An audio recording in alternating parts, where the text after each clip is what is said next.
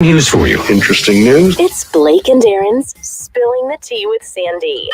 K-Man's top news headlines of the day from CMR. All right, it is Sandy Hill. Good morning.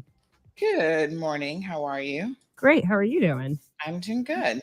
Fantastic. It is a hot one out there today, and I have like a weird sun on my face. Makes me look like I have a face tattoo. Oh, Sorry. that was like a chihuahua sneeze. Let me get my hand wipes. Hold on. Bless you. All right. So we're going to get the latest headlines of the day. I love this. Gosh. What's been going on lately? So there's actually quite a bit. Okay. Court news wise, there's a few cases that are piquing everyone's interest. Mhm. So the first one is the murder trial of a man who they say actually murdered, the police say actually murdered his own son, has began. And it's a very, very interesting story. But yesterday, one of the witnesses took the stand who said that a police officer had actually delivered a threat to her, and that is why she early on in the investigation did not assist the police any further. Really? So yeah, shocking. Roger D. Ward Bush is being accused of shooting his son, Shaquille Bush, 24 years old, in their family yard back in 2019. Yeah, I do remember when that happened. But okay, so that now they're just trying to. So the trial has begun. Yeah, the trial has begun, and we'll keep you guys updated on where things are.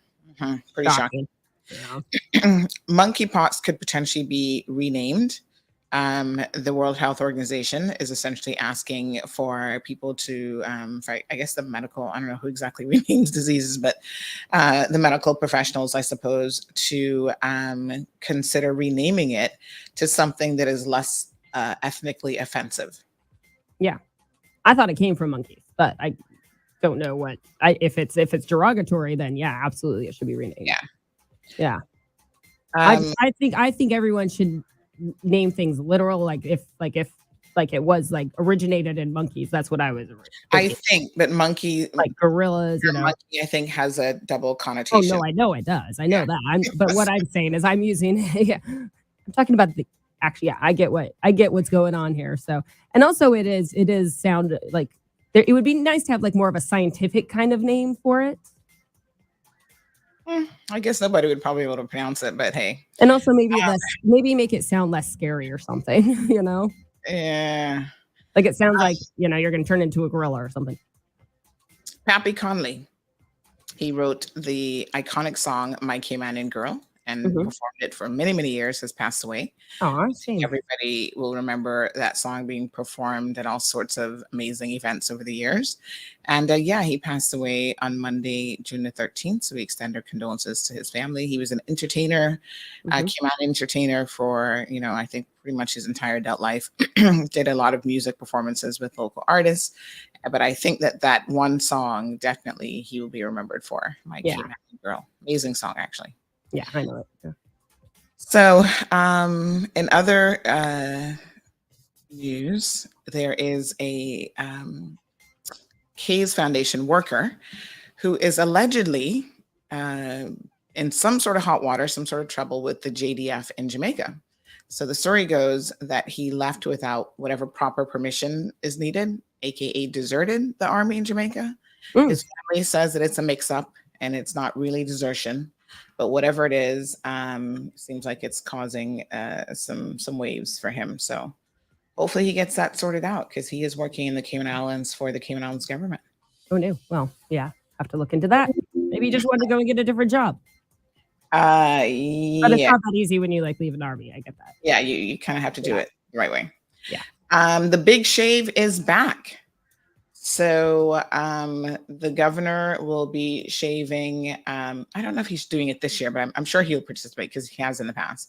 But Hannah's Heroes team has, sent out a press release basically saying that the big shave is back. So this is the event that they have every single year. But of course, COVID kind of put a bit of a dent in this, where people, adults and children, will shave their heads for fundraising for St. Baldrick's Foundation. Yeah. So it's all about children's cancers, bringing awareness and funds for research. to a really, really worthy cause. So the Cayman Islands has generated over $2.5 million US and resulted in the naming of 9 separate research grants at some of the most prestigious institutions around the US, including Johns Hopkins and Duke University. So it's on this year, and I think everybody is looking forward to participating in this amazing event. Yeah, no, that's way cool that that's back. That's always been a great charity, and they've raised great money for a great cause. So cool. Good to hear. Yeah. Right. So, and it is finally the end of an era. Microsoft Explorer is done. Wait, do I use that? No. No, I don't. I'm pretty sure you don't. Nobody uses it anymore, but back in the day. Listen, I used AOL for quite some time. So yeah, no, we're not. Oh, okay. Gosh. The little E one, yeah. Back in the day, Microsoft Explorer was it before we had like Google Chrome and Firefox and other options. So after 25 years, Microsoft is saying goodbye to Internet Explorer as of today. Users will now need to switch to Microsoft Edge. Oh, which is their replacement that has been around for a couple of years. Never heard of. Yeah, not that I'm like the tech genius, but yeah. Yeah, okay. It kind of comes preloaded on your computer, but nobody uses it. So they claim that Edge is faster, more secure, and more modern in terms of your browsing experience. But hey, Internet Explorer now gets to be put to rest. So RIP to Internet Explorer. Ah, okay. Well, I guess that's how it's kind of it makes you feel old when things like that go away when they were so new when you were younger, you know. I know exactly what you mean. It's like you could deal with dial-up back in the AOL days, but then if a web page now doesn't load fast enough for me, I'm like, I'm done. And it's like when I would sit through all that dial-up process to connect to the internet. Kind of funny. I love it. But and just a final totally weird random story. Did you hear about the gas station manager in Northern Carolina, who got fired after he accidentally sent the price gauge to 69 cents a gallon? Yeah. He meant to set it wanted $6.99. No, he said it was a mistake. He said it was an honest mistake that he'd been setting them all day. And this one particular one, he set at 69 because he just forgot to put $6.99. And so 1 decimal off, and he lost his job. And now he's afraid that the station owners could actually sue him for lost revenue. I get the mistake is a big one, depending on how many people filled up their cars. Yeah, so I feel sorry for him. But anyway, hopefully it'll be all right. Hopefully they won't sue him, because it's like, wow. I mean, I don't know how much money we're talking about here, but it could be a pretty penny, because I'm sure it didn't take long for everybody to start texting, come to the gas station right now. Lines up. First off, but it looks like he meant to do it on purpose just because of the numbers. Yeah, no. It looks like it was totally. Oh, wow. So those are some of your news headlines today. Great. Well, enjoy your show. Heading over to Bobo, and we will catch you tomorrow morning on the Thursday show. Okay, sounds good. All right, see y'all. That's a good one. That is your latest head. All right, folks. That is Aaron flying solo while Blake is on holiday. Just a couple seconds, and then we're going to be ready to launch here.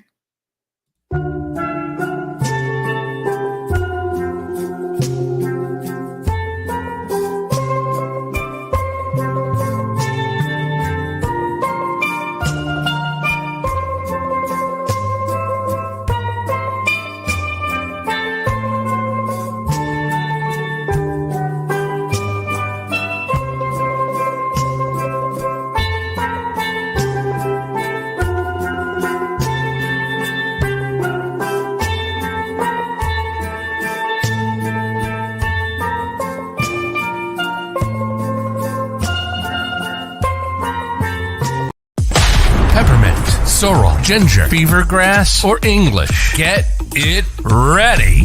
Your morning tea just got hotter. Ooh, honey child. On the cold, hard truth. Bobo 89.1 and Cayman's #1 talk show are bringing you morning talk like no one else. Monday Rewind, Impact Wednesdays, Caribbean Connections, and much more. Don't miss a beat with what's happening in the local community. Just keep sipping your tea. What a mess. Here's your host, live and direct from the Cayman Islands, Sandy Hill.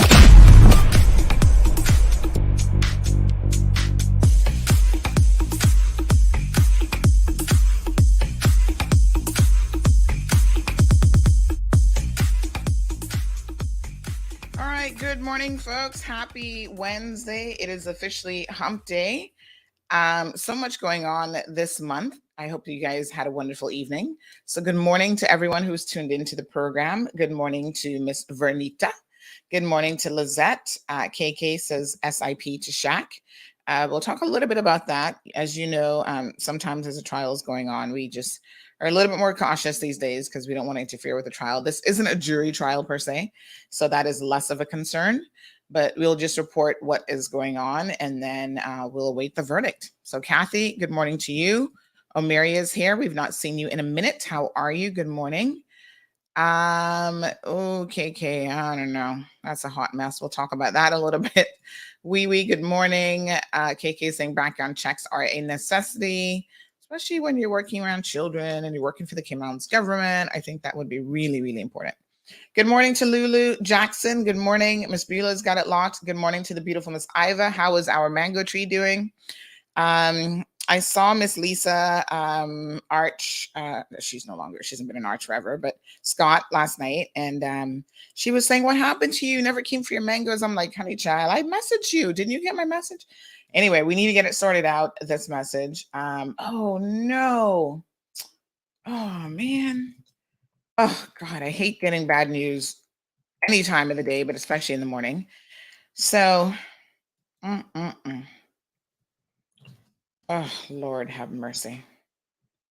Thank you, KK. All right, give me a minute. I'm not going to give you all bad news first thing. Let's talk about something else first. I need that to sink in. Oh, my goodness. What a mess. All right, let me tell you a little bit about my evening, and then I'm going to share some not so good news coming out of the BRAC. Thank you, KK. She says, love the blouse and hair. Raul, so good to see you watching with James. Oh, nice. So I told you guys yesterday before I left the program that I was leaving a little bit early to go to my daughter's. I thought it was a teacher parent conference, and I kind of got my wires crossed. It was actually I don't even know what they call it, but it's where you go in for like an hour and you as a parent actually spend time in the classroom with your kid. That was so much more fun. So I got there on time because I left early. So big shout out to Kevin. Kevin, thank you for holding down the fort for me. And so we did some math work. So when I got there, she was actually she was doing her multiplications. And, you know, the method that they use to teach children in this day and age how to do all these things, I don't remember any of these methodologies being available to us as a kid. Like we were just memorizing stuff. Like we were just forced to memorize stuff. Now the kids do it, depending on where your children go. The Montessori method is amazing, but now children do it. And they have tools, you know, teachers who are worth their salt have tools available to them that kind of teach children how to do things logically. Because even as I was sitting there helping her with her math exercise, like to me, it was making so much sense how they were using these little, they're like little strings of like marble. So say, for example, it's 5 times 7. You find the one that has 5 little marbles on it, and then you get 7 of those, and then you have to count it to get. But you know, it was like making so much sense the way that it actually works visually as well. And then I showed her a little trick. I'm like, here's a little trick for you. Whatever the first one is, you don't even have to count that one, because if it says 5 times 7, the first one is always going to be 5. So start with the second one, and you start with the next number. So you start counting at 6, and she's like, I'm not sure she got it every time, but she kind of went, she had an aha moment. Because then I'm like, that saves you from counting the first stick all the time. You know, obviously, as she gets older, that method, she'll understand that you can then double up. So the first 2 will be 10 and the next 2 will be, you know, but she's not there yet, only 5 years old. But they have some amazing tools to really help children. So we did a little bit of math. We did a reading, sentence structure. So she put like words in her sentences. And then she did a journal entry. So she's left-handed. And I guess all kids at that age don't have the neatest handwriting. You know, they just have to learn and they have to practice and that sort of thing. So I noticed that her difficulties, like writing a 2, like her 2s look like a 5 really. So, you know, she's getting there and she's still writing pretty big. But she's getting there, and she drew a little picture of her day with mom in the classroom. And I had to think to myself, one of the things that occurred to me is this was a good experience for me. Obviously lets me see, what my daughter's doing in the classroom, but she was so proud to have me there. Like she's like, "Oh, I need to get some water." And she wanted to hold my hand, take me to the water cooler to get her water for her. And I don't know if all schools do this, but if they don't, I think this is a wonderful idea. Invite parents in at least once a term to sit down and listen. You've got to find the time to spend with your children in situations like this because number one, I could tell she's working extra hard to really impress me. And then number two, you get an idea of what the curriculum is like, what the environment is like. And, I think that's good for you as a parent to have an idea. And that level of involvement, although it's only once a quarter, it's not like you're there every week, is really important. So even when my daughter went to Tiny Tots, they had a segment where you volunteered to come in and read to the babies. This was in the baby room before they could even really talk properly. They had reading hour and parents came in and you could pick a book and you'd read that to all the babies. And they were so interested when parents would show up. You could tell they were like, looking at the parents and like, wow. And of course, your baby was always, even at that age, happy to see you. Leaving might have been a little bit tougher then though, because then they were like, where are you going? But yes, that was a really, really good morning.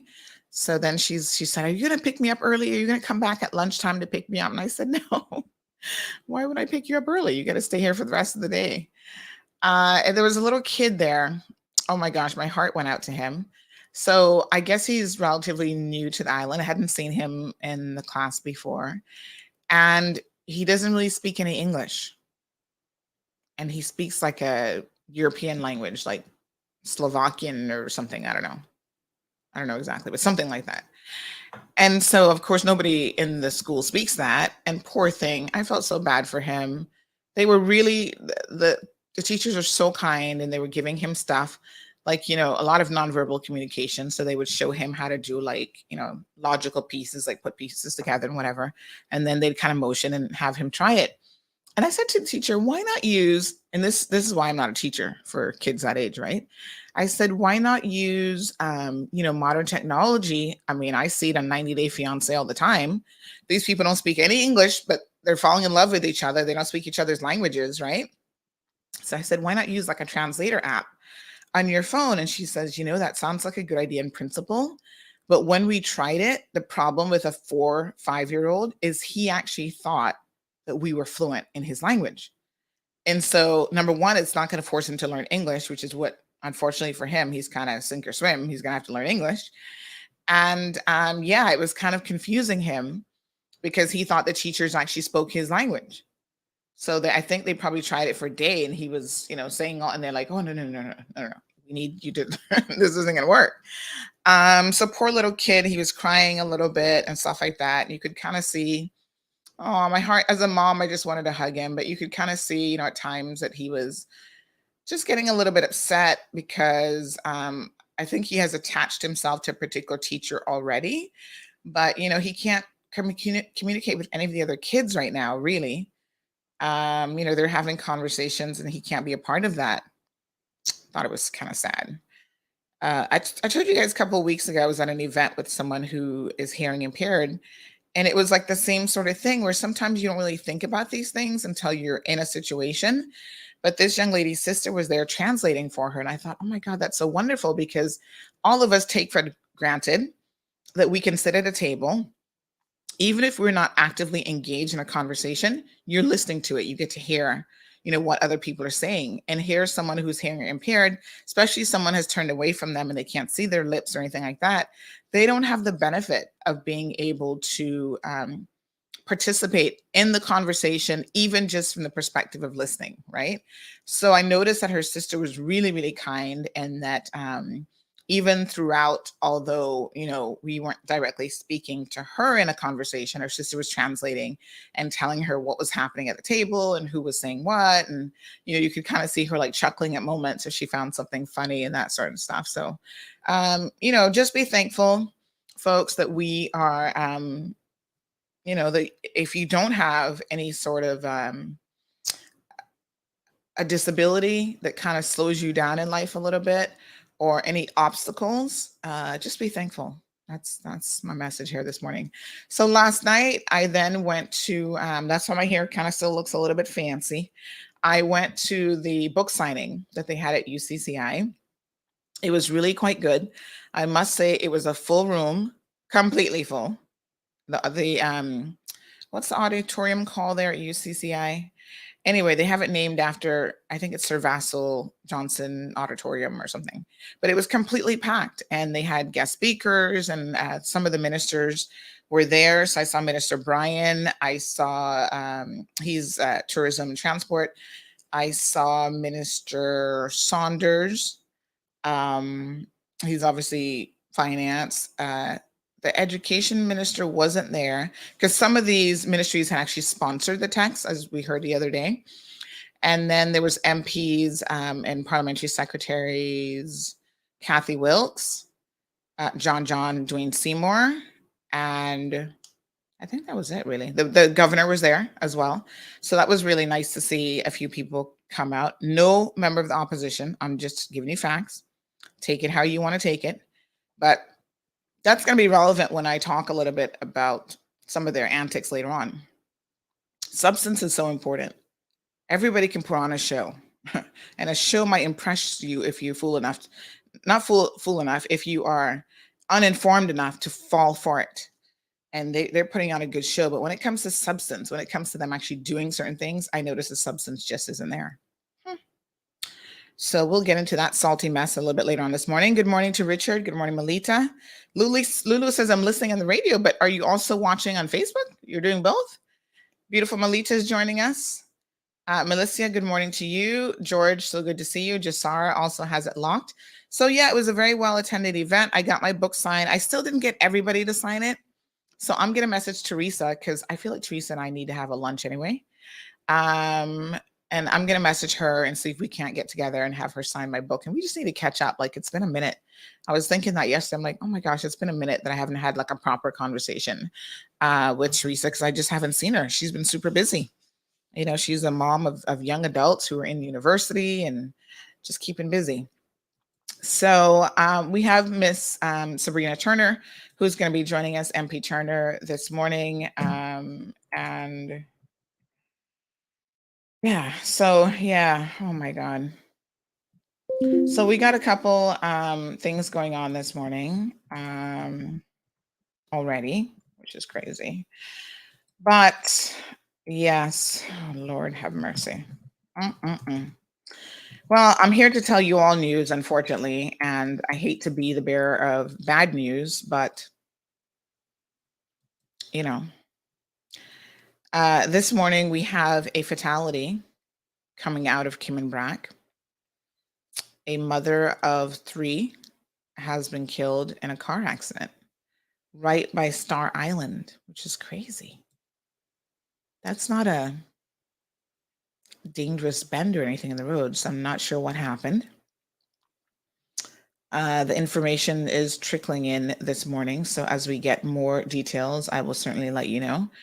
But you guys know this already. This is Cayman, so literally, you know, I always know pretty early on if it's a Caymanian. People just tell me it's so and so. So sad.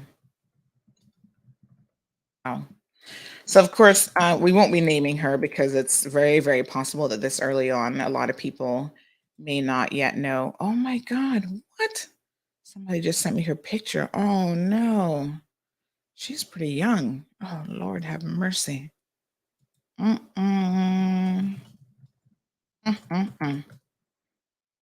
Wow. Well, it's going to be a sad day for a lot of people in the BRAC and beyond. I'm sure of that.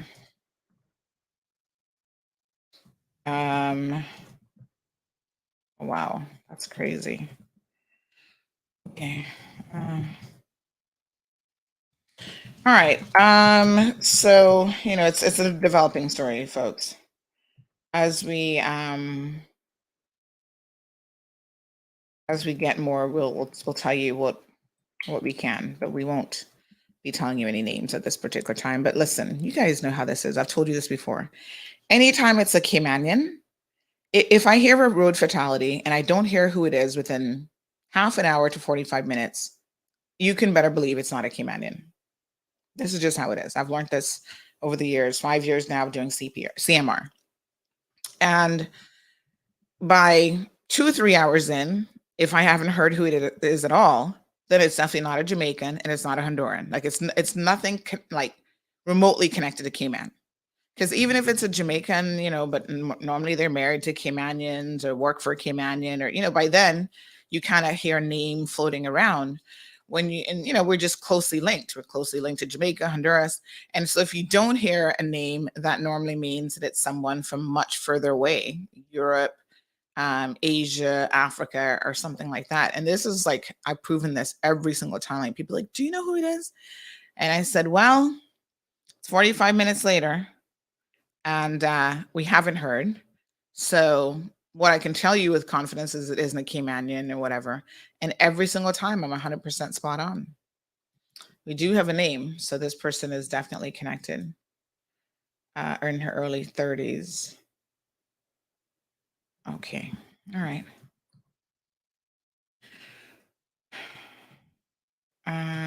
So it's on the south side of Star Island. Wow. That's pretty close to the airport. Good morning, Mr. Hero Blair. So good to see you. KK, we'll talk a little bit about that a bit later on in the program. Good morning to Sabrina. So yeah, I mean, who knows? I mean, people, you just need to slow down and stuff. I'm always surprised when the BRAC has a road fatality because I'm just like, normally it's a single car, but not all the time. But yeah, I'm just like, it's literally one road, not a very big road. And if you're not speeding and you're not drinking and driving, it's just a slow moving situation in the BRAC. So it's so unfortunate though. So you guys know, so in this case, she's actually not thank you for clarifying, she's not a Caymanian, she's Honduran, but I suspect based on that last name, she probably has a spouse that's a Caymanian.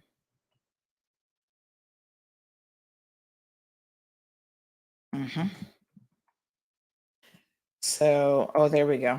Wow. Oh my God. Yes. All right. So, when these things happen, I have to multitask just a little bit because I'm pretty sure everybody else is sleeping. I know Kevin isn't and Renee isn't, and Misha's probably up with the baby, but a lot of times I'm the one, oh my God, I'm the one who is trying to get this out and up. So sad. All right. So far we know who the person is. We know she's got 3 kids. She's in her early 30s.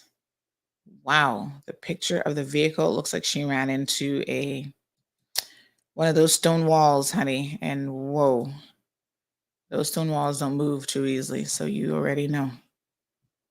Wow. Yeah. All right, child. We even got the first name, the middle name, everything.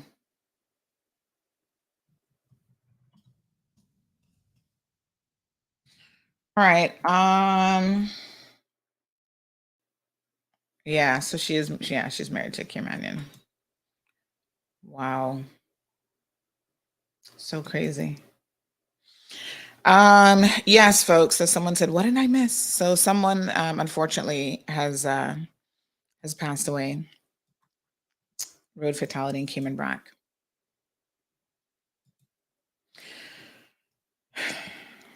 When people any fatality is devastating for family, but when someone has kids that they're leaving behind, given her age, only 31 years old, the children are probably relatively young. And this is just absolutely devastating, to be honest.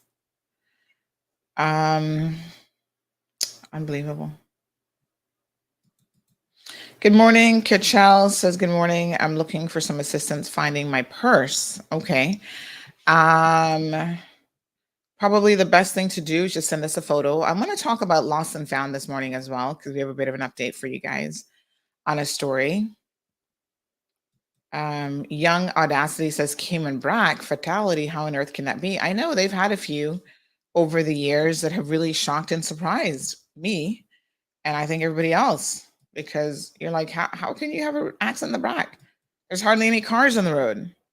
But it's just a combination normally of,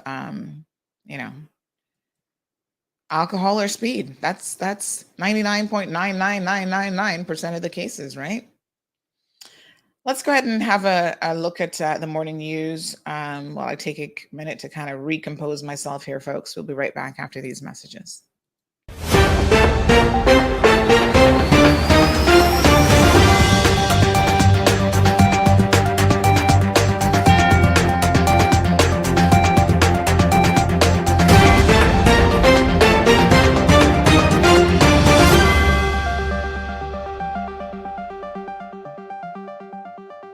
Hello and welcome to CMR Daily Buzz. I'm Misha Allinger and thank you for joining us. A 32-year-old Jamaican national working and residing in the Cayman Islands has been detained by Jamaican Defense Force. According to sources, Trevon Anthony Ennis deserted his post in Jamaican military and came to the Cayman Islands to seek employment 7 years ago.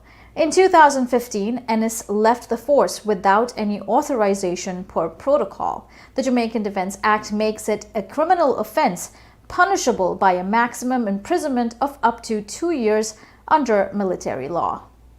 National Roads Authority and planning officials are reminding property, residents, and business owners to keep sidewalks and roadside verges clear. Obstruction of pedestrian areas by placing private signs within roadway shoulders and sidewalks are hazardous and dangerous. The NRA requests that any such obstruction to pedestrian mobility on a sidewalk be removed by June 17, 2022, and reminds the public that such encroachments violate Section 16 of the Roads Law. To report an encroachment or obtain more information, call the NRA on 946-7780 or email nra@nra.ky. Every September, hundreds of supporters come together in Cricket Square to unite as one voice against childhood cancer at the Hannah's Heroes Big Shave. With just 3 months until the Big Shave, organizers are encouraging supporters to forego their summer haircuts and sign up to shave their heads and fund further research grants for all types of childhood cancer research. This year's Big Shave will take place on Friday, 30th September at the Wicket in Cricket Square. Members of the community can also support the cause by hosting bake sales, dress down days at work or school, sponsoring a colleague or friend shaving at the Big Shave, and by attending the event on 30th September. A Jamaican dancehall artist band in Guyana is slated to entertain and perform in the Cayman Islands in August this year. According to reports, the 21-year-old artist Kevon Douglas, who goes by the name Skang, is known to promote vulgarity and gun violence at public events and on the airwaves. Skang has recently been at the center of controversy after being charged with disorderly conduct and resisting arrest at the Norman Manley International Airport in Kingston while trying to board a plane to Trinidad and Tobago. He is expected to go before the court on that issue on June 21st. Cayman mourns the death of a great entertainer, a Caymanian icon and singer of the song My Caymanian Girl, Mr. Clifton Pappy Connolly. Mr. Connolly passed away on June 13th. He is remembered as a great entertainer who touched the lives of many. Mr. Connolly is survived by his son, daughter, grandchildren, and ex-wife, MP Barbara Connolly. Let's hear from Kevin Wattler for updates on Cayman's weather. Hello K-Man, I'm Kevin Watler and this is your CMR weather update. It's brought to you by WG Charters. Sunrise at 5:47, variable clouds with thunderstorms, especially in the afternoon. The day heats up to the mid-80s, winds east at 10 to 20 miles per hour, sunset at 7:04. At nighttime, scattered thunderstorms, winds east at 5 to 10 miles per hour. The temperatures fall to the upper 70s. High tides at 9:36 a.m. and at 11:15 p.m. and low tides at 4:31 a.m. and 4:13 p.m. Looking forward, disturbed weather near the northeast coast of Nicaragua and Honduras has a medium chance of developing. Now, initial forecasts suggest that this system should not significantly impact the Cayman area, with an increase in winds and rough seas along with thunder showers Thursday through the weekend. Now, CMR weather updates are brought to you by WG Charters. They offer private boat trips for a great price, and we encourage you to support them. Have a beautiful day. Thank you, Kevin, for those updates. In regional news, viewer discretion is advised for the following CCTV footage that captured the moment vendors and shoppers were sent scurrying as gunmen attacked persons in the market district of Spanish Town, St. Catherine on June 14th. Businesses closed their doors and traffic rerouted as members of the security forces maintained a presence in the area. In international news, the World Health Organization says it is working with experts to come up with a new name for monkeypox. It comes after more than 30 scientists wrote last week about the urgent need for a non-discriminatory and non-stigmatizing name for the virus and the disease it causes. Some 1,600 cases of the disease have been recorded globally in recent weeks. While 72 deaths have been reported in countries where monkeypox was already endemic, none have been seen in the newly affected 32 countries, such as the UK. CMR is inviting businesses to sponsor a Hurricane Special Edition with host Kevin Watler. Reach out to CMR's sales team today to find out more and secure your spot to promote your business on CMR platforms. For more in-depth news and headlines, please visit our website, CaymanMallRoad.com. Tune into the Cold Hard Truth with Sandy Hill, Monday to Friday at 7:30 a.m. on Facebook, YouTube, and Radio Bobo 89.1 FM. Thank you for tuning in to CMR Daily Buzz. I'm Misha Allinger. Please do not drink and drive, and stay safe.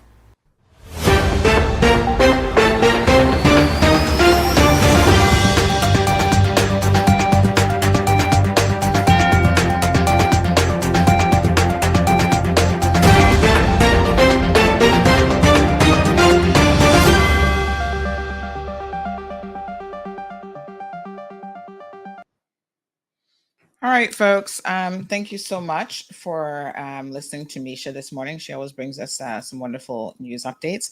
Now, you can watch that. You can actually catch that fresh off the presses every single evening at 9 p.m. It's uploaded on our social media channels, and then we replay it in the morning. So a bit of sad news this morning. There has been a fatality in Cayman Brac around 3 o'clock in the morning.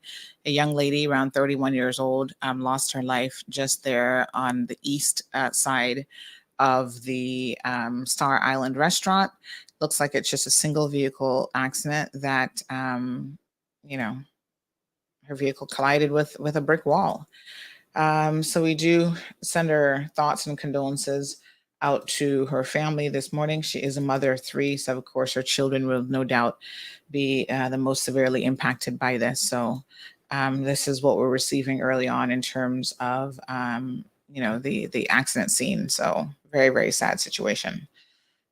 Those brick walls, I can tell you, are pretty sturdy. So if you hit one of those moving at any speed, it's probably not going to be a good situation.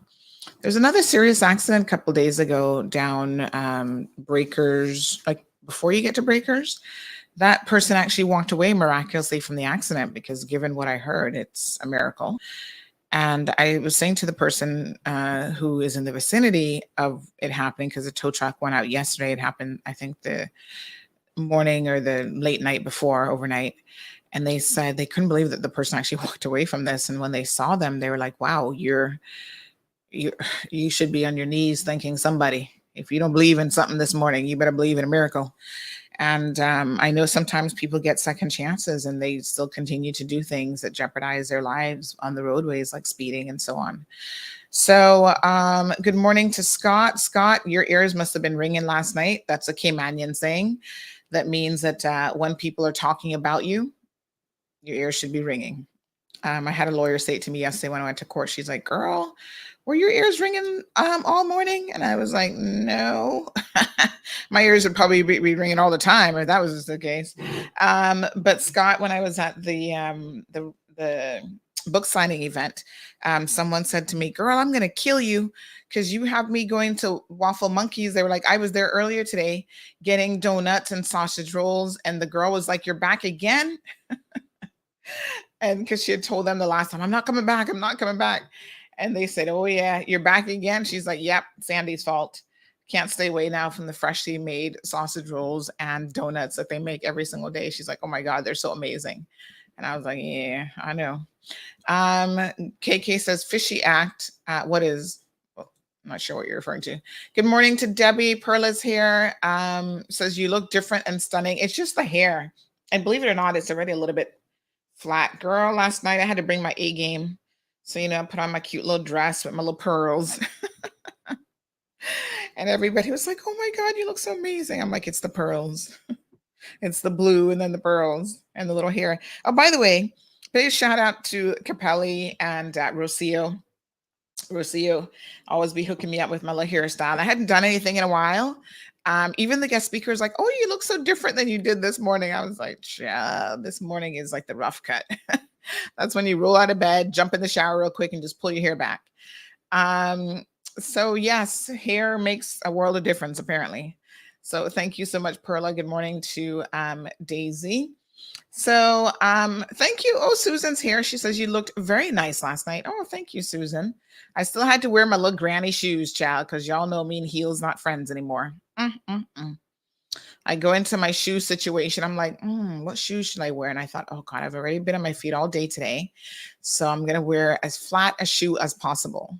I can't wear flat because of my Achilles problem, but anything more than like a little inch, half an inch is going to cause me problems. So I did my best to stay within range. So good morning to Everton. Says that beautiful Mini Cooper, poor car crash. You know that there was also an accident over the weekend. Caymanian gentleman who actually is on one of our government boards. I discovered this yesterday. And my sources say that unfortunately he is paralyzed as a result of this accident. I mean, this is just, listen, I think keep begging y'all to please slow down. Don't drink and drive. I mean, it shouldn't be that difficult to get accidents under control on this island. But every day that there's another one, I'm just like, how is this even possible? Anyway, unfortunately, it was a single vehicular accident in Northside on Saturday. And he's a CPA board member. He has a broken back. Listen to this. My God. Broken back, broken neck, punctured lung, and paralyzed at least from the waist down. Other sources had told us before that from the chest down. So there's a little bit of discrepancy. Is it from the waist down or from the chest down? But my God, paralyzed is paralyzed. I got to tell you, this is horrible, horrible news. But of course, you still have life, but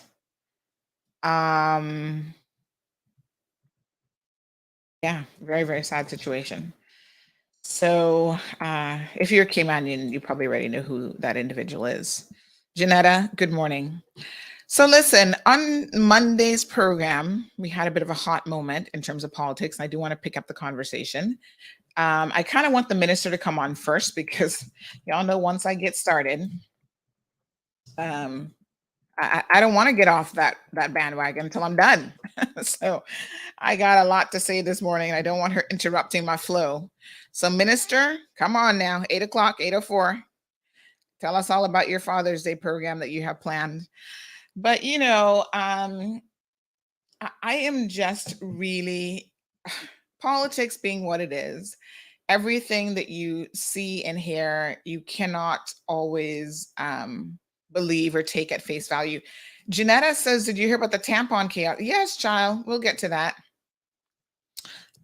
Yes, big shout out to Capelli. And by the way, the boss, yesterday was her birthday. Did you guys see me post her little birthday shout out? Let me tell you. I posted it up on social media. So yesterday, She had Lorena celebrated her birthday yesterday. So happy birthday to Lorena. So yes, at the end of the day, I do feel like I need to break things down a little bit, because I think sometimes people take things at face value and they don't really know the full context of like what's going on. And I go to painstaking, I need to grab my notes off are they in the printer? Where did I put my notes? I go to, you know, I go to a lot of trouble to do some digging, especially when it comes to politics. And I mean, I'm really like digging, you know?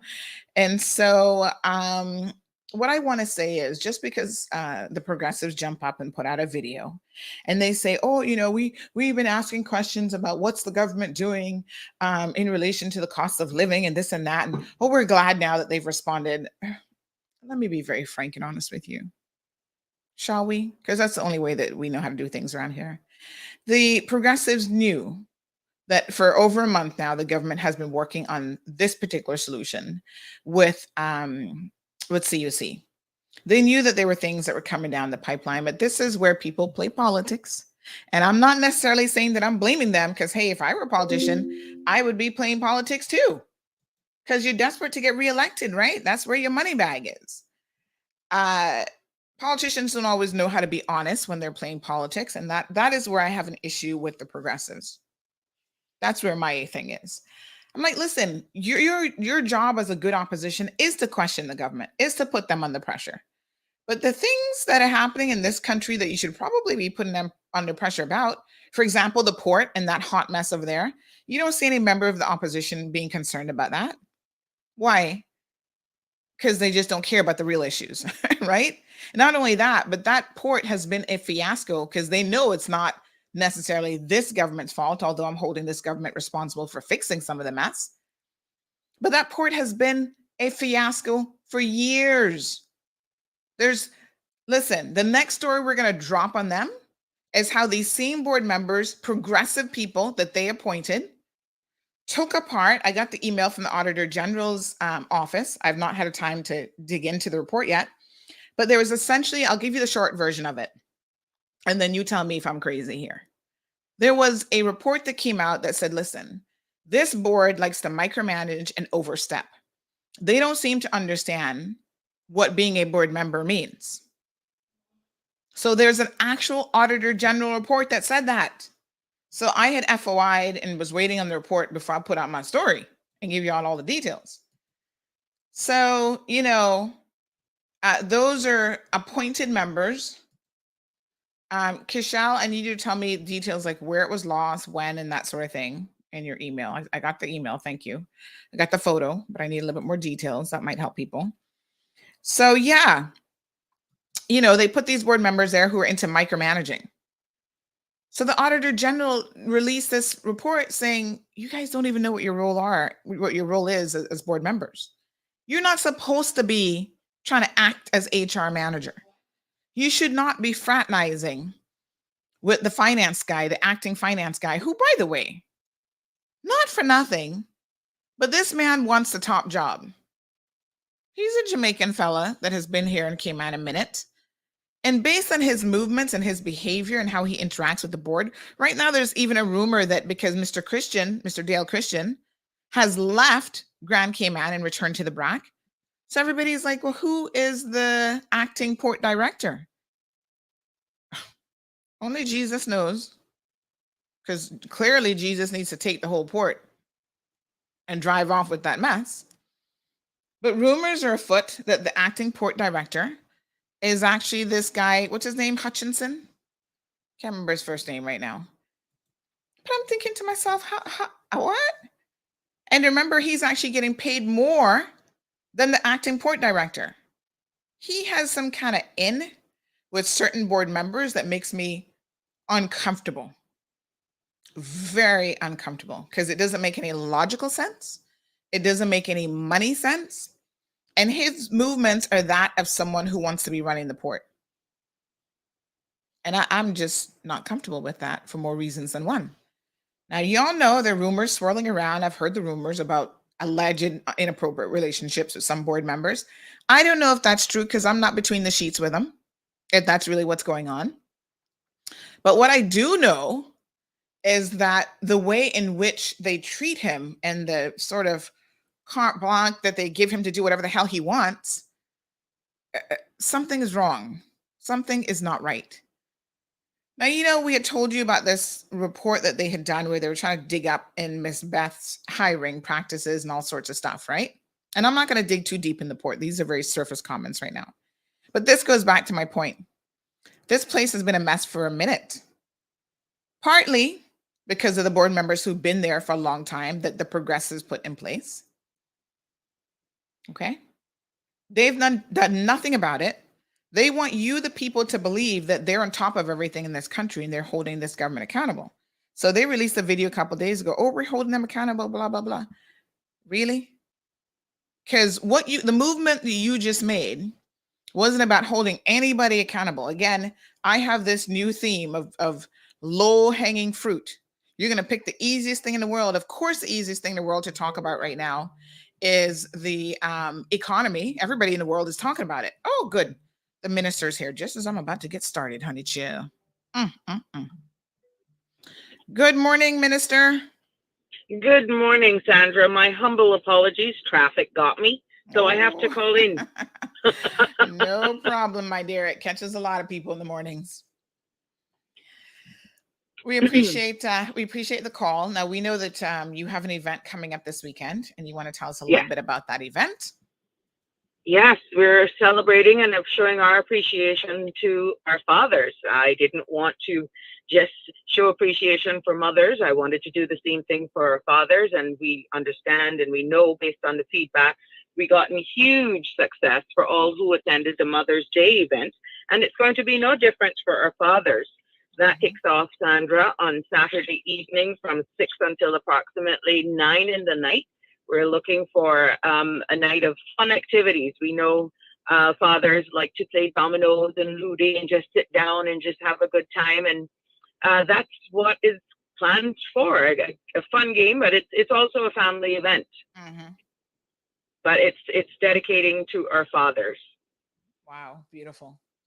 So that sounds like fun. You have a Ludy board? I have a Ludy board, yes. Oh, nice. Okay. Don't ask me if I know how to play it, though. I know. My husband has been and forcing me to learn. And I confuse everybody around the domino table because I only match, which confuses someone who reads. Oh, I feel you. I completely feel you. But Minister, this is wonderful. I really like how, you are including the community, you're planning community events. So while we have you on the phone, can we just get an update on where you are with the summer? Now we know that some plywood had been stolen from your office, your MP office, and we never did find the culprits for that, but at least not yet. Yeah. The information keeps coming in, and we don't want to be calling, but we definitely got some information. We have some ideas, but I'm not the investigative people, so I leave it in their capable hands.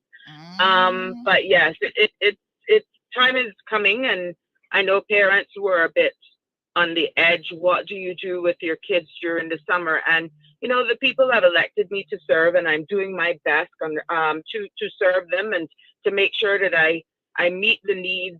And especially what this brings to them during the summer and the cost. So from the time the idea came with my team and I, what could we do for summer? It was a no-brainer in actually just making sure that we provided a camp. This is our first time, and this is why first preference is given and will be given to the persons and those children who reside in the Prospect electoral district for, of course, many reasons. It's serving the people who have elected me, even though at the end of the day you serve everyone in the Cayman Islands. But I know that some of my colleagues are also doing other events. That's why I want to give the people of Prospect and the children of Prospect electoral district that first preference. Wonderful. So how do people go about getting registered? Oh, getting registered, in order for us to do our due diligence, we prefer for parents to come to the office anytime after 10 in the morning to where your details will be collected. We'll get some information about the child or children, and we will take it from there. And it's a first come, first serve in that light. This is, like I said, this is our first time, so we don't want to go too big with our numbers. And because it is a free event, we're not asking anything of the parents, is why we're cautious. So once we do that drive, remember, now this is our first time as well that we're being inclusive. So we may have children with some special needs. I've met with Inclusion Cayman, and they have assisted us even with the details to ask on the form, so that we show that inclusiveness, and that helps us as well to solidify the activities and the that we will have during that entire time. All right. Sounds so there's wonderful. a little vetting process that goes through all of this, because it is our time. We're dealing with people's children, even all of those persons, making sure they have gone through the Darkness to Light program. So we're making sure our I's are dotted and our T's are crossed. All right. Sounds beautiful. Thank you so much. And we appreciate the child safeguarding efforts, because as we know, that's very, very important. So again, folks, the minister is inviting fathers and, I guess family, but this is really for fathers now. So don't be encroaching on their space. Give dad the day off. It's going to be this Saturday, June the 18th. At the Prospect Constituency Office, which is at 33 Marina Drive, from 6 until 9 p.m. Games including dominoes, ludi, prizes, soup, refreshments, and more. You can even get free transportation if needed. Contact 746-9314 or 929-8080. And let dad have the evening off to go and enjoy himself. That's the idea. Fantastic. Yes. I mean, Sandra, when you look at what do you do for your constituents, you have and I know you brought this up the other day on your show, the office is working out very well. We're putting together the summer program, and I haven't missed an event, from the Jubilee straight down to taking care of our mothers, taking care of our fathers now. It's a constant thing. And then right after that, it's back to school. So it never stops with the office. And I'm not one of those who will be selective in my representation. No, I take care of everyone at the same level. And it gets a little tricky when it appears as though you're favoring your house and not two houses to you. So which is why I like to do a lot of stuff on neutral ground, that it's a place for everyone. That's the people's office. We have staff there. And they are eyes, our ears, and our assistants when we're not there in person. Now, that could be argued, well, I didn't elect your assistant. But in order for me to carry out my constitutional ministerial duties, it is almost impossible for me to take every call, every message, and to be there all the time. There's a difference when you're campaigning, and there's a difference when you're representing. There's two differences. And I think you need a team. You can't do it all yourself. Exactly. It is impossible. It is impossible, because you're going to fail somewhere. But that connectivity with the constituents, I never want to lose that. And I feel with events like this, it is in twofold, because it gives me the opportunity to engage with the constituents at the same time. And then those who want those carved out times, we can arrange to meet at a different time. But it's remaining connected with the constituents. And those are the people who allow you to stay there if they feel that they like your representation. And I must say that you obviously attend these events as well. I mean, you're there. Participating and interacting with people and having a good time. So Debbie says, Minister Turner, you're doing a great job for Prospect. We thank you. Now, please, now please get rid of mask.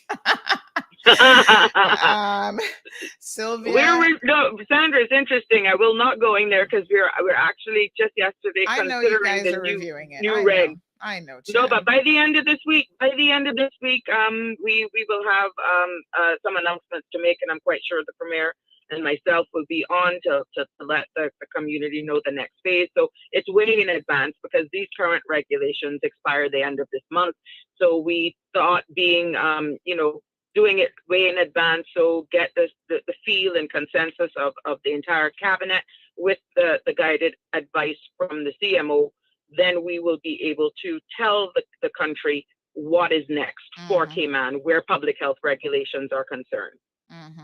Okay, good. And Miss Wilkes, this is oh sorry, give me 1 second here. This is Sylvia Wilkes said would like to have a conversation regarding CAMP. Collaboration and partnership minimizes duplication of efforts.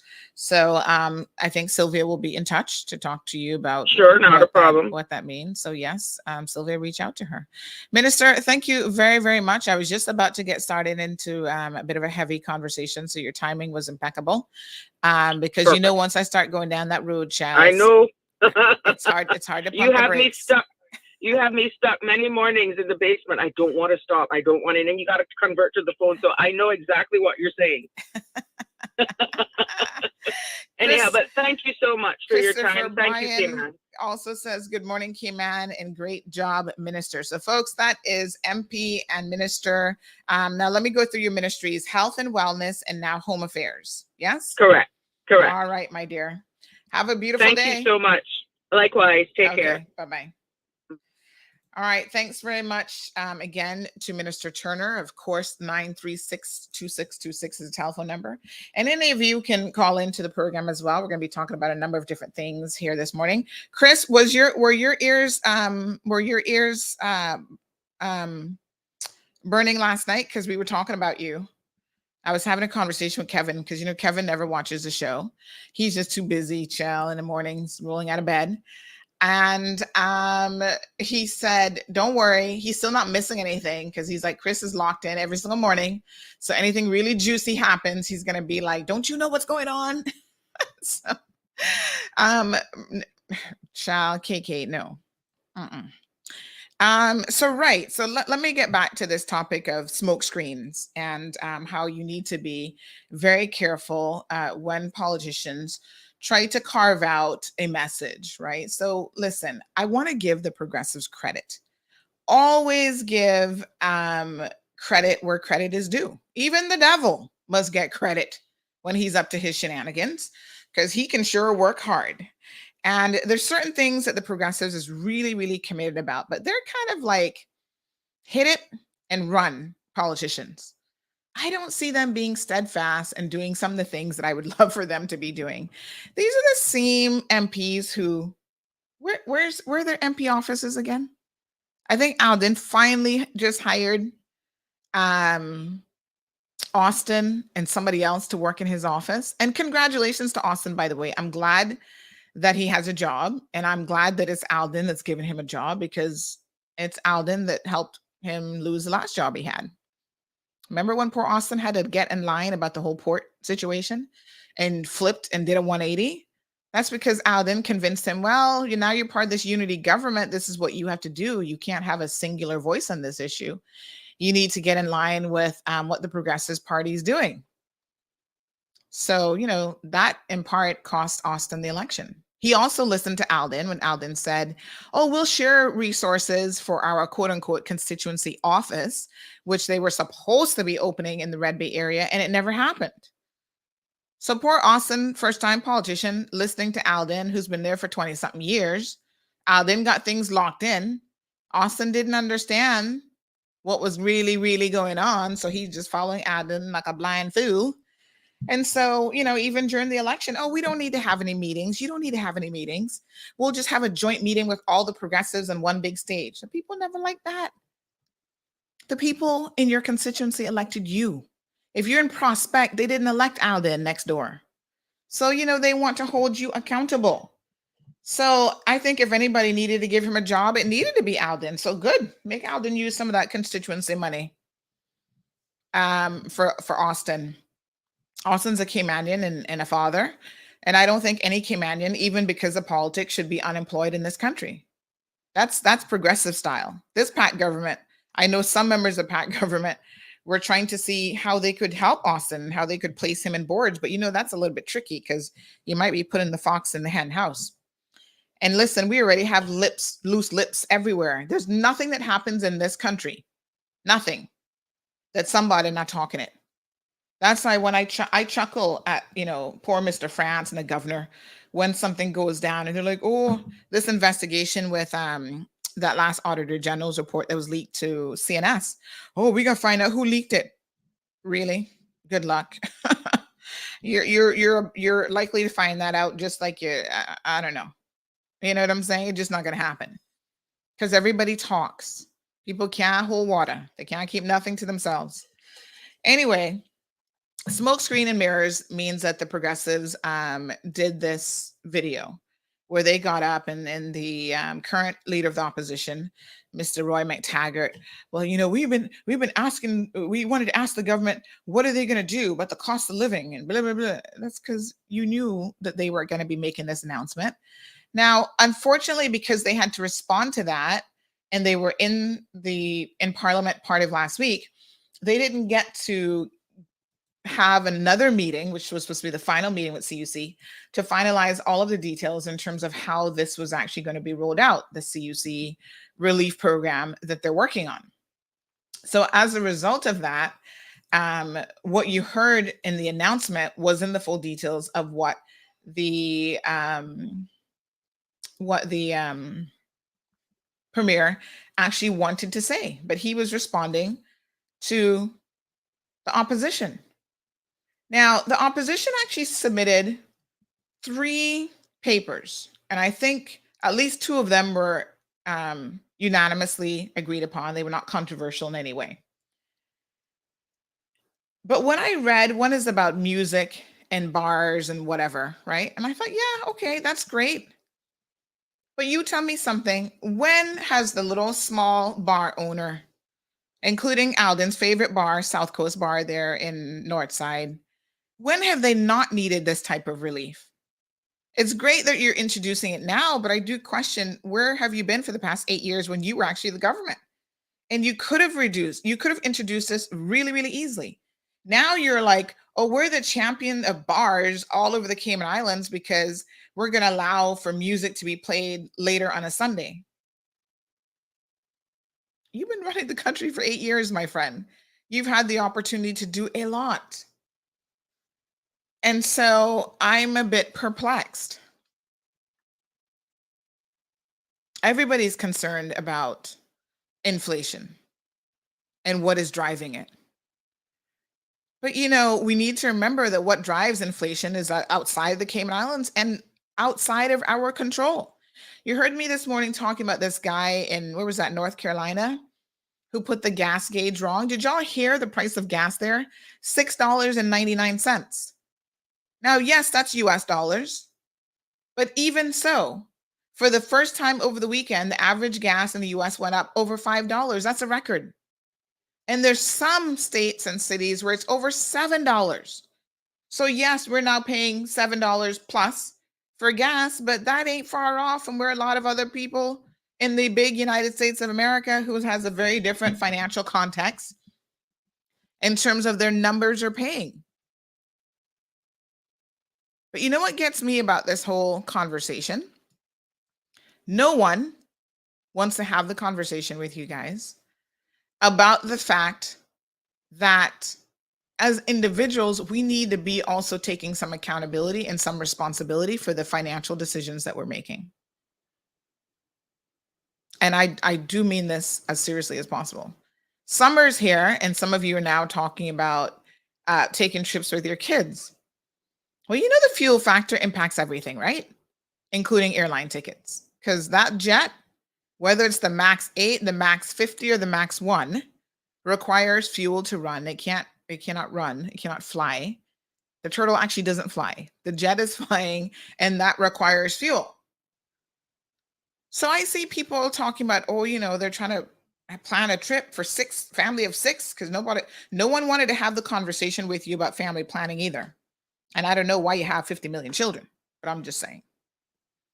Not trying to insult you. But again, these are things in the community. Every single MP should be having parenting classes at their MP offices, because we all need it, including myself. Bring it to the district level. They need to be having financial management courses, because again, that's something that we all need. Teenagers. Clearly, y'all sending them to church and forcing them to go to church, and that doesn't help very much when it comes in the sexual activity department. So people need to be having sex education courses, safe sex. If you choose to abstain That's an option. It is the best option, really. But look at the teenage pregnancy. Look at the unwanted babies. Look at children who are getting STDs, young teens, whatever, because they don't have a clue. Because you believe that keeping them ignorant and simply telling them to abstain is going to be the solution to that problem. History has proven that it isn't. Those are the types of courses I would love to see at the MP offices as well. Why can't we have once a quarter, a little teen session where they have a mental health professional come in and talk to them about mental health stresses? Not just related to COVID. These young people are stressed out about everything. They're on social media. They're stressing each other out. It's like a competition. Who's got the most likes? Who's got the most followers? You know how many of your kids are messaging me about, Miss Sandy, can you give my account a like? Because if I tell my friends tomorrow to like me on Instagram, it's like a big deal. I was like, we're not really into that business, I say to them, this is legit what I say to your children. Why? What are you doing that's outstanding? Oh, nothing. And I should then follow you because? I said, go out there and do something. Tell me something. I'm an A student. I'm an athlete. I'm a musician. I'm doing that. Your children be messaging me trying to get social media clout off of CMR, and they're not even doing anything. I'm like, you don't get clout for nothing. Where are you growing up? Who taught you this? You get a sticker just for showing up? But those are the kids that we're raising in this day and age. So CMR, we have over 23,000 followers, and we only follow 269 people. Sorry. But your kids is probably not going to be one of them. Look, we follow Dr. Sydney. Hi, Dr. Sydney. But this is some of what's causing them stress because they're trying to live up to I don't know what kind of ideals. MP offices need to be doing more, and this is across the board. I want y'all to listen very carefully. I don't care if you're progressive, independent, PAC, or whoever. The only office that I'm going to say, by my standards kind of high, admittedly, that I would say I would give an A++ to is Sabrina Turner. Nobody else. Okay? Y'all need to pay attention now, because it's not just me saying that. She is doing a phenomenal job at her constituency office level, which is a balancing act because, as she said, she's also a minister. The rest of you, unless you're having these silent victories, so you're doing stuff and nobody don't know anything about it, and in the world of politics, that makes zero sense. You better sing your own praises, honey child. We don't know nothing about it. Step up to the plate. Start doing more. Some of them give away food. Yes, they have the food banks, distribution centers at their office. So every Friday they're doing that. I know Kathy had her bus service. I heard that was paused. Has that been restarted? What's going on with that? So there's a lot that I want to see more of, including from this PAC government. Having said that, on the balance of everything, knowing what the PAC government is actually doing and the solutions that they're actually working on, and you don't just pull a solution out of thin air and implement it without countless meetings and all this stuff. It takes a lot, all these moving parts. On the other hand, you have the opposition who is doing very little to zilch. Yes? All they can do is jump up. We want to hear what's your solution to cost of living? They put out a quick video and everybody's like, ooh, oh my gosh, look at this. The opposition, they got things going on. The opposition doesn't even show up to stuff. Half the time, they're not even showing up to Parliament. They wait till it's lunchtime, Alden, and show up right before lunch. How many events in the past year and how many sessions of Parliament? Don't make me go get the report card now. Has Alden not showed up for or showed up late? Do we keep the time? Do we keep a track of their time, like what time they actually show up? Probably not. They've all been checked out.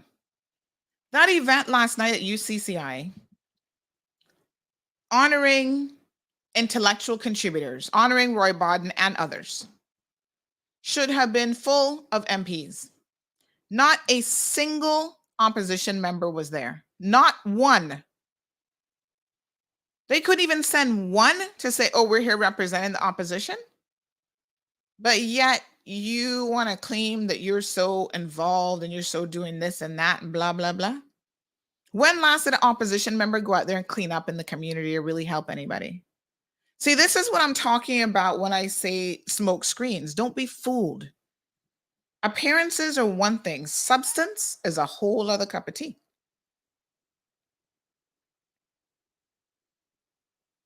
So I'm looking here at one of my notes. This is some 7 pages of notes. And I know y'all don't want to be believing me, but when I tell you again, it's a matter of substance over the smoke screens. Never be fooled by smoke screens. Anyone who can jump up and talk to you about, oh, you know, they have solutions, they have ideas, they have this, they have that. They have a talk show and they're going to tell you how things should be done in this country. Those people do not even read. Yes, I'm going to throw some direct shade at some people here this morning. My cousin and I have this running joke, and you know, poor her. She's like, oh, Sandy, I can't take it. About people who engage in what is called the Kruger-Dunning syndrome. I've told you guys about this before, but if you've never heard me mention it before, what this is people who think they know the most, right? So they're always the ones jumping up with the biggest voice, the loudest voice. This is what the government should be doing. They know the least in reality. And it's an actual, I don't know if a disorder is the right word to use, but it's an actual thing. And it's been named by these two scientists, Kruger and Dunning or whatever, and that's how they came up with the name, where they have actually made this observation, if they've done this research that demonstrates that the people who know the least are the ones who in their minds think that they know the most. They always have these self-inflated opinions of themselves. And so yesterday, I was ironically scrolling on my social media and it came up in an article again. So I screenshot it. This is it. I screenshot it and I sent it to my cousin. Why incompetent people think they're amazing is the title of this one. And it says, as humans, we frequently overestimate our own abilities, especially if we're bad at them. But why do we do that? It's a phenomenon known as the Dunning-Kruger effect. We sure do. And that's why I chuckle when I see people online who have the audacity to insult the premier and called him, and it's in their words, an effing, what they say, that he's effing ignorant idiot. And I'm thinking, you have got to be kidding me. How can you say this man who has been a partner in a law firm, has a track record in financial services, has a illustrious career compared to you who have done nothing with your life? And I want to be very, very clear here. I am not in the business of currying favor with anybody. I may say things about Alden that I don't like in terms of his personality. Maybe it's my opinion, he's a narcissist and this sort of thing. But there are things that I would never say about the man. So I wouldn't say that he's stupid or he's ignorant. I wouldn't call him an effing idiot because he isn't. Alden's actually a really smart guy. Now, he may not have, in my opinion, all the necessary people skills that one would need in a leadership position until he's had a few drinks, and then his personality changes a little bit and he becomes a decent, communicator and that sort of thing. But the people who say these things, right? When I look at them, I think, no business acumen, no business experience. The little that you have is pretty much a failure. People commenting on social media about your business and you can't even get them they sign up for something online and you can't even deliver it. I'm just like, but you're wanting to insult a leader of this country and call him an idiot? Are you kidding me? But this is when people think too much of themselves. And I feel like, unfortunately, one of the things with social media is we've given people the opportunity for everybody to have a platform, including me. But some people, it legit goes to their head and they think having a platform makes them somebody. CC, you know who I'm talking about. She said it's a shade, but direct for me. Listen, everybody needs to be held to account, even me. Nobody gets left out of this. So take several seats when you're trying to insult people. You know nothing. Oh, I told you all the price of gas is good, not inflation. You don't even know. Spell inflation. You really want to go hardcore? You probably can't even spell it. You probably got to be looking it up. You probably have to say, Siri, remind me how to spell inflation. Alexa, are you there? Actually, hear her talking about, yeah, she's here. So, you know, this is some information that I've received on the cost of living. Look at this. Look at this. Y'all want to go deep into the cost of living, the background, the cost of living, the cost of essential goods and services necessary to live a basic standard of life, typically include things like housing, mortgage, rent, electricity, water, food, so on. The cost of living does not refer to discretionary lifestyle or luxury spending. A lot of y'all missed that part of the memo. Y'all wasn't in class that day. So when I hear you talk about you want salmon and you want steak and you can't get that, so you upset about the cost of living, I want to slap you upside your head, honey child. I'm like, salmon and steak? You know, there are people in this world who would never see those kind of luxury items in their lifetime. But as Caymanians, we take for granted so much. We have been very fortunate. We have lived a life that many have not ever had the opportunity to live. So not only do you drive a car, but if you're not driving a Benz or a BMW, you're like, oh, I'm poor. Honey, child, please. If you can afford a Honda Fit, you are in a better position than most people in this world. You get access to fresh water. Do you know how many millions of people in the world that is a commodity? That is something that for them is a luxury. And we take it for granted. Y'all be wasting water, watering every single plant under the sun. You got swimming pools that wasting water. It's only when you get that $10,000 water bill from Water Authority that you're like, oops, I have a leak. Y'all leave light switches on. You don't live in a country where the power is constantly rolling out every day for 4 or 5 hours a day. I work with vendors all over the world. And I'm sending them stuff and they're like, oh, miss, I couldn't do that today because we didn't have any power for a couple hours. I don't get upset. I become appreciative of how much we take for granted here. Now, I know y'all love to cuss CUC. But I got to tell y'all something. For what you pay and what you get, y'all better be thankful for CUC. Now, listen. I've cussed them before, too, because when I get that bill. But when I look at my usage and the fuel factor, CUC, not a problem. And this is something, there are things that you can do to reduce your CUC bill. Y'all don't want to do it. Oh, Magdalene, I'm queuing up that speech here from the Prime Minister. Don't worry, that's coming. Barbados. Let me make sure I got it. Hold on. I did download it. I'm going to find it. So, you know, we are living, folks, in a country of people who are extremely ungrateful. You're also ungrateful on the political front, I must tell you. So even when you're all of a sudden getting free meals, which you never got before, and let me just see if I can, I'm going to pull up that Mia Motley speech here because this woman is amazing. She has a lot to say and I like her. Can't wait for when she comes to Cayman. But, you know, your politicians, they are working. I'm not telling you that some of them are not working, but even when they're working, y'all are still complaining. even when they finally come up with a little bit of solution that has, it's going to give back the people. Oh no, this not going to work. Now, listen to me.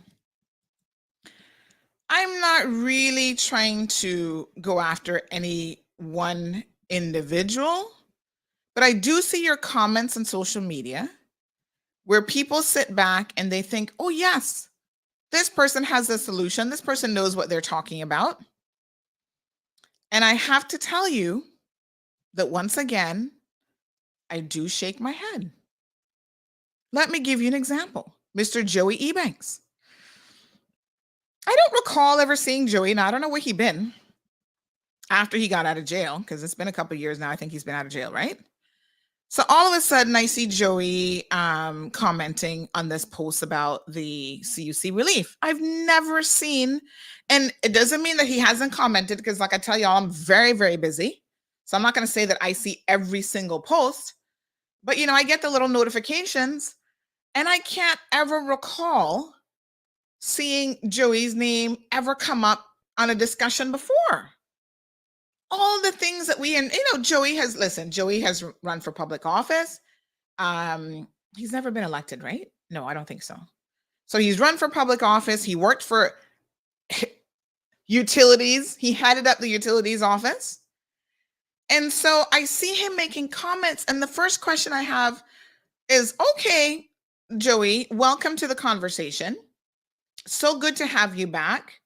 Where have you been? First of all, no other topic has ever caught your interest that you wanted to comment on it. And now that you're back, I'm just trying to find his comment, because the first thing you say, the first observation you have to make is that, oh, this is a horrible idea. This isn't going to work. That gets me to thinking, Joey? But wait a minute. Y'all know my little salty brain. To be quite frank, it is, on a good day, throwing shade left, right, and center. Y'all don't know how much I have to hold back that be in my head that I'd be thinking. I'd be like, oh, Sandy, keep that to yourself, child. But honestly, the first thing that came to my mind is Joey Ebanks. I had to click good. I'm trying to find the comment now so I can read it for you guys. I had to click and really have a look and make sure that I was seeing right, that it was the right Joey, because there's more than one Joey Ebanks than came at. So I was like, this is Joey Ebanks that actually was in charge of the utility section. What did he do while he was there? Oh, need I remind you what he did? And this again goes to my point of people who are friggin' failures now having all the solutions and telling the government that what they are doing is ridiculous. Okay? And it's not going to work. What makes you an expert? Because when you were in the job, you couldn't even get it right yourself. I'm just saying. You were busy hitting the crack pipe or snorting cocaine. I don't know how it was happening. These are not accusations. This is proven. Didn't he plead guilty? Anyway, he went to jail for it. Yes, I'm all about redemption, but I am also all about some truth telling. So here you are in the utilities office, and your responsibility was to help the people of the Cayman Islands when it came to utilities. And what did you do? You stole from the friggin' utilities office. You stole from government. You stole money in order to support a drug habit. So when you were supposed to be coming up with solutions that could have put us in better stead now under the progressives government, you weren't doing that.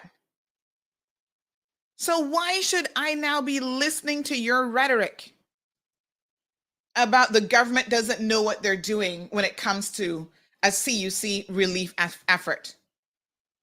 Who died and made you God? I don't care if you're a preacher now or not. That's not my business. Preach it. I'm preaching here today. He says this is a really bad idea. It is far easier, more efficient, and more equitable to all of the government to suspend a percentage of the fuel tax on CUC fuel for 4 months. Every customer benefits suspend 20 to 30%. Well, Joey, once again, you were in a position back in the day to friggin' do something and you did jack shit. What you did was making $12,000 a month, still stole, I forgot how much money from government, going and buying iPads and all kind of foolishness to pawn them at the pawn shop to support your drug habit. So forgive me if salty Sandy Hill is now looking at you going, brother, please, you must be crazy.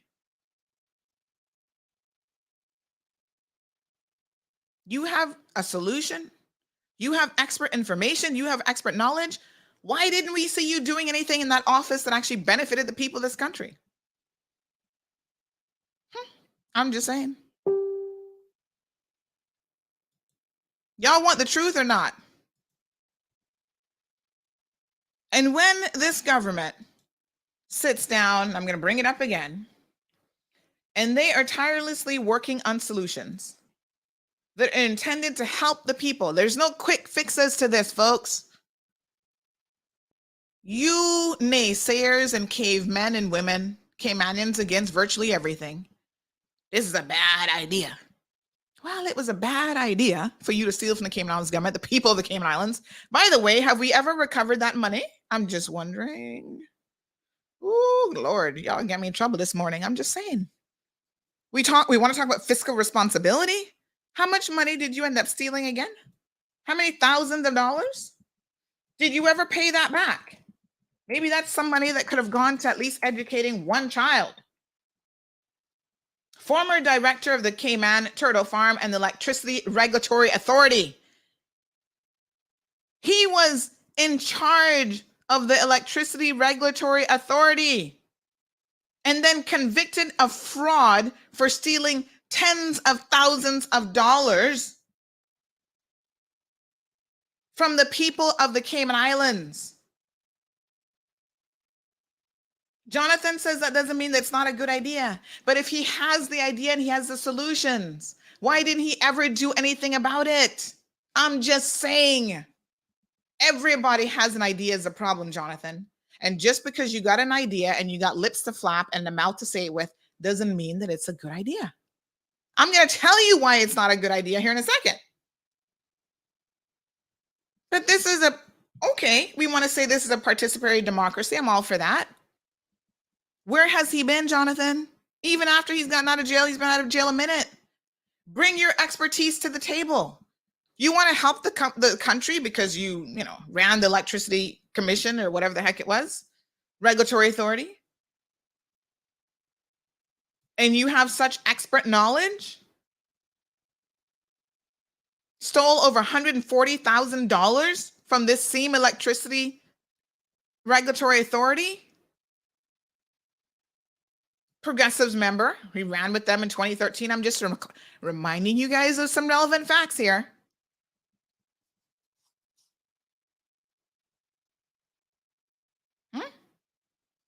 You have solutions because you're an expert on the electricity regulatory area. Didn't do anything when you were in the job, I'm just saying, but you're an expert. All right.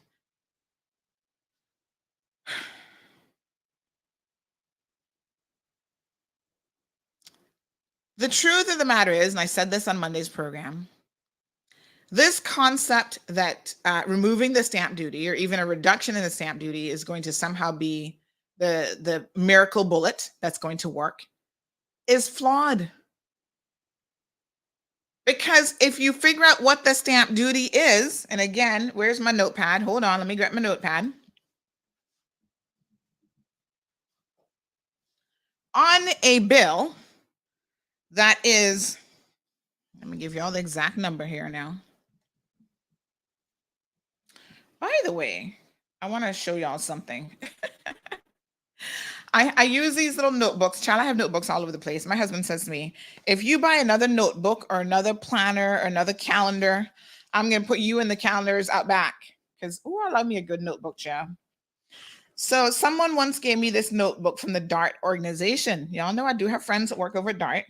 They're these little blue notebooks. Look at this. Has DART on it. And they're actually really nice. I like to take them to court. because the lines are not too close together.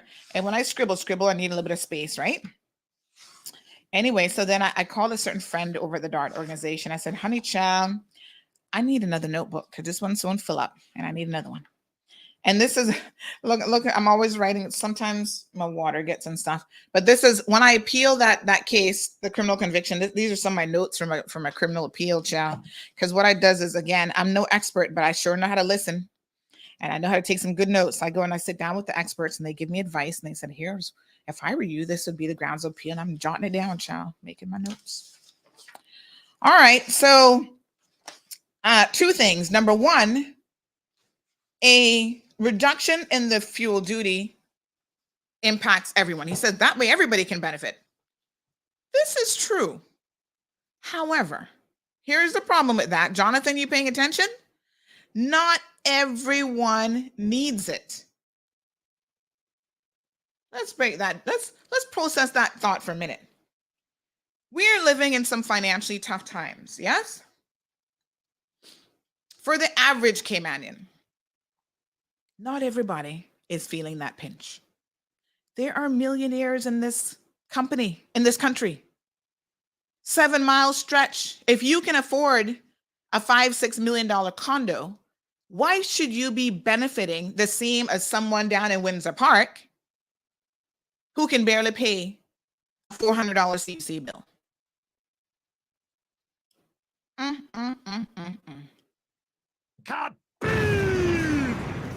That's one reason why that suggestion makes no damn sense.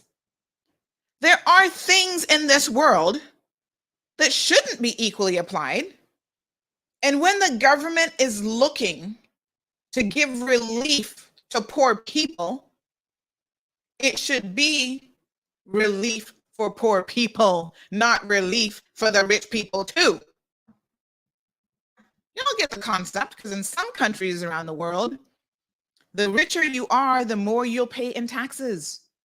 Consumption tax is based on, well, if you can afford a luxury vehicle, you should be paying more in import duty, et cetera, et cetera. So that's the first little nugget of common sense that Brother Joey, can we have an amen up in the house? Praise the Lord. That's the first little nugget to his suggestion. Wait, don't make no sense. I'm no electricity expert. I never ran the ERA. Here's somebody who did ran it right into the freaking ground, because after that they had to run and put it under off-reg. Making a suggestion that when you really start to pick it apart, how does it make any damn sense? Why would those people be benefiting? Listen, I'm waiting on all the details of this proposal, and it better have an exclusionary portion that includes that 7 mile strip. I don't care if they're using 2,000 kilowatts or not. They should not be included. If you can, and this government has thought about this to their credit. That's why they're not saying, oh, let's take the $5 million and apply it across the board. They met with CUC. Listen carefully now. Because while the opposition out there flapping their lips saying a bunch of nothing, the government was busy meeting with CUC, and they said, listen, we want this to benefit the people who need it the most. That's not everybody in this country. So who does that include?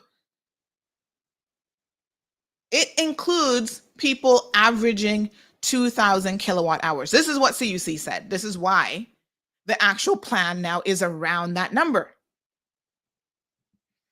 And the government also said, can we prioritize people who have had an issue recently paying their bill? Because July, August, and September are always the highest bill. So it's 3 months. And if you had a problem paying May bill or April bill, you would definitely have a problem paying July, August, and September. So the government said, let's have this benefit those individuals. Yes. Not across the board. Oh, a duty waiver helps everybody. Let me put it like this. The government has waived duty on diapers, sanitary products. KK, we can get to that whole tampon thing a little bit later on. There's a tampon shortage in the world in case you missed that memo. And all this other stuff, baby formula, baby diapers. There's a whole bunch of stuff, must be from over a year ago, that the government made duty free, removed the duty. And guess what? Show me, each and every one of you, where those items have actually gone down in price. Y'all still cussing and, oh, baby diapers are more expensive now than ever. But the government removed the duty. Because as Joey said, that is the simple answer. That solves everything. Clearly not. It doesn't. That doesn't. Okay. That's point number one.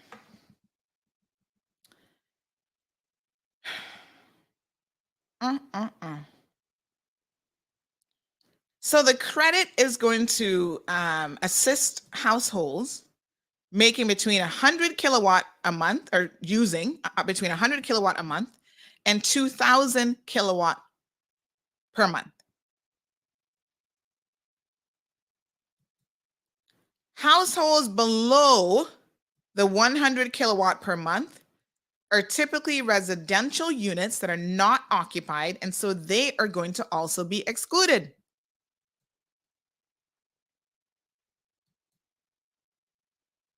CUC has said to government, because, you know, again, the government ministers don't know everything. So they're working on electricity relief program. Who do they go to? The experts. CUC can tell them all kind of, they can pull reports out the wazoo about usage and this and that and blah, blah, blah. So they're the ones who said that the majority of residential customers consume less than 2,000 kilowatts per month.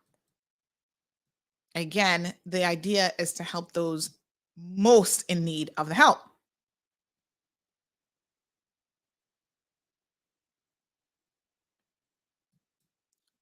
All right. So this concept, number 2 point about, the fuel reduction, the fuel duty is the way to go. Let's look at how much you're actually paying in fuel duty, because it's not as much as you think. It's not the fuel duty that's killing you.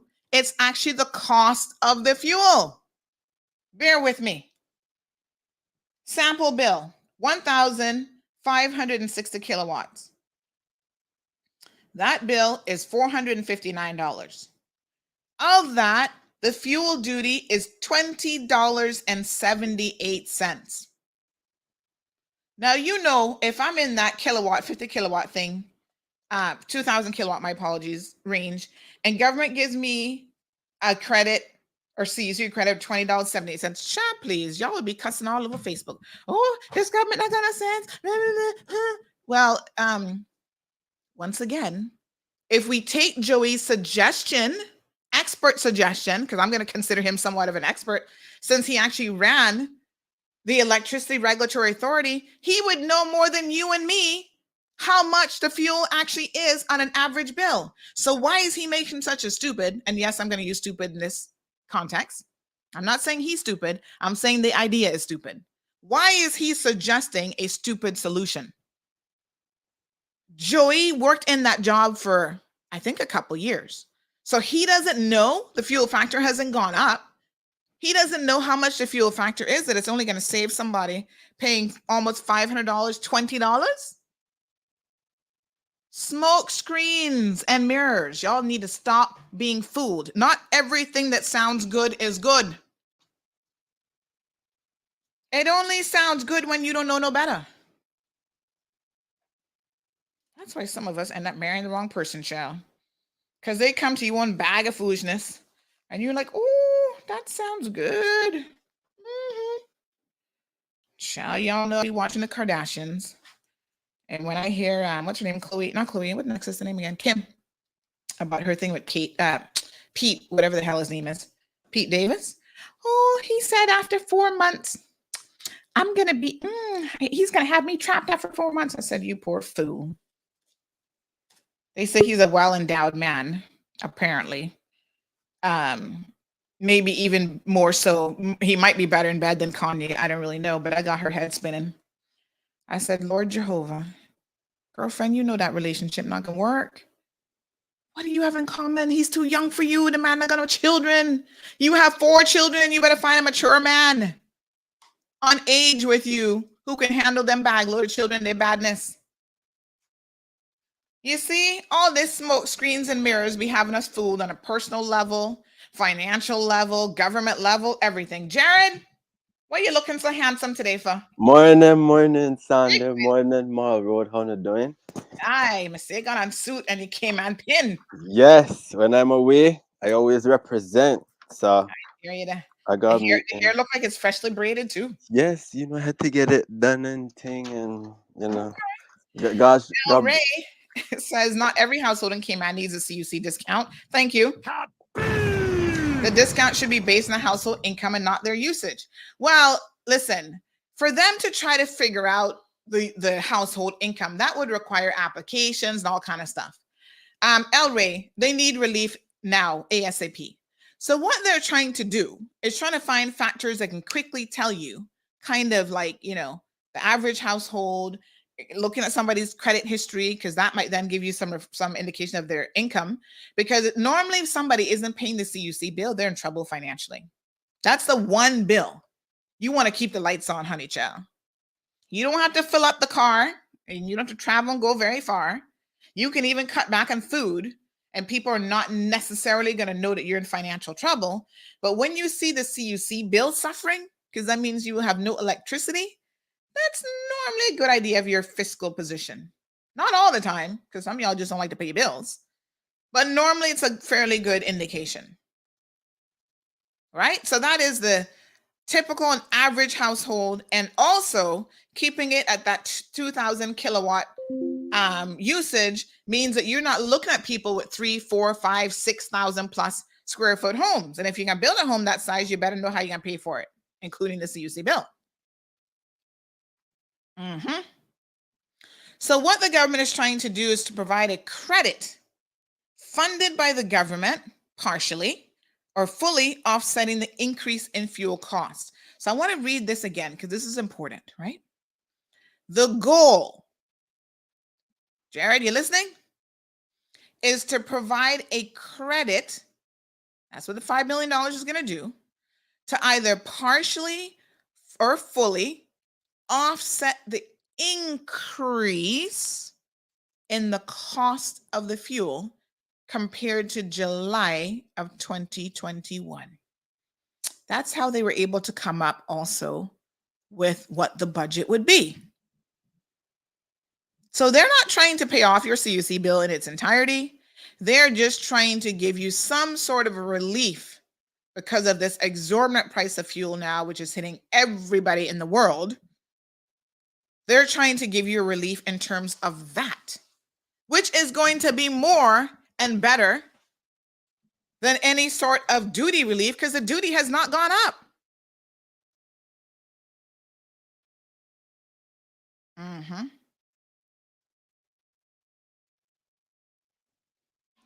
So your credit is going to be based on consumption.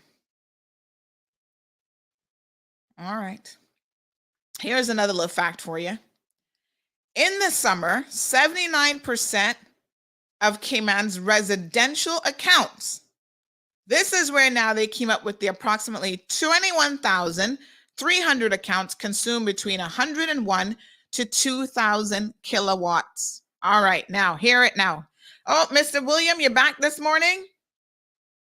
Stealing from the people while the people suffer. Tell it like it. Tell it like you see it. Well, and it's not like I see it. Those are the facts. I mean, when you can afford to steal, I don't know if they even found all the money, but at least $140,000 defrauding the government. That could have educated quite a few people. That could have paid quite a few CUC bills for sure. So I have zero tolerance. And I know y'all now saying, "Ooh, Sandy, not a forgiving person. Here she go again."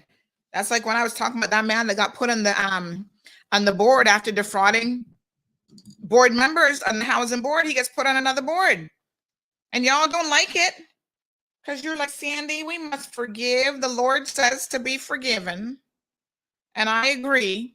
But the Lord also says you better try and use your common sense I know that gotta be somewhere in the Bible now. Y'all gotta find that verse for me. And one's track record speaks volumes. Yes, people can change. I believe in change, honey child. But I also believe that your record speaks for itself. And at the end of the day, if you're a thief, I'm always going to keep an eye open. You did it once. Let's see. Some of the biggest thieves are pastors. Can I tell you all about that? That's a different show. Jesus. Let me get my little. Yes, Sandy. You know, I wholeheartedly. I feel like I need to.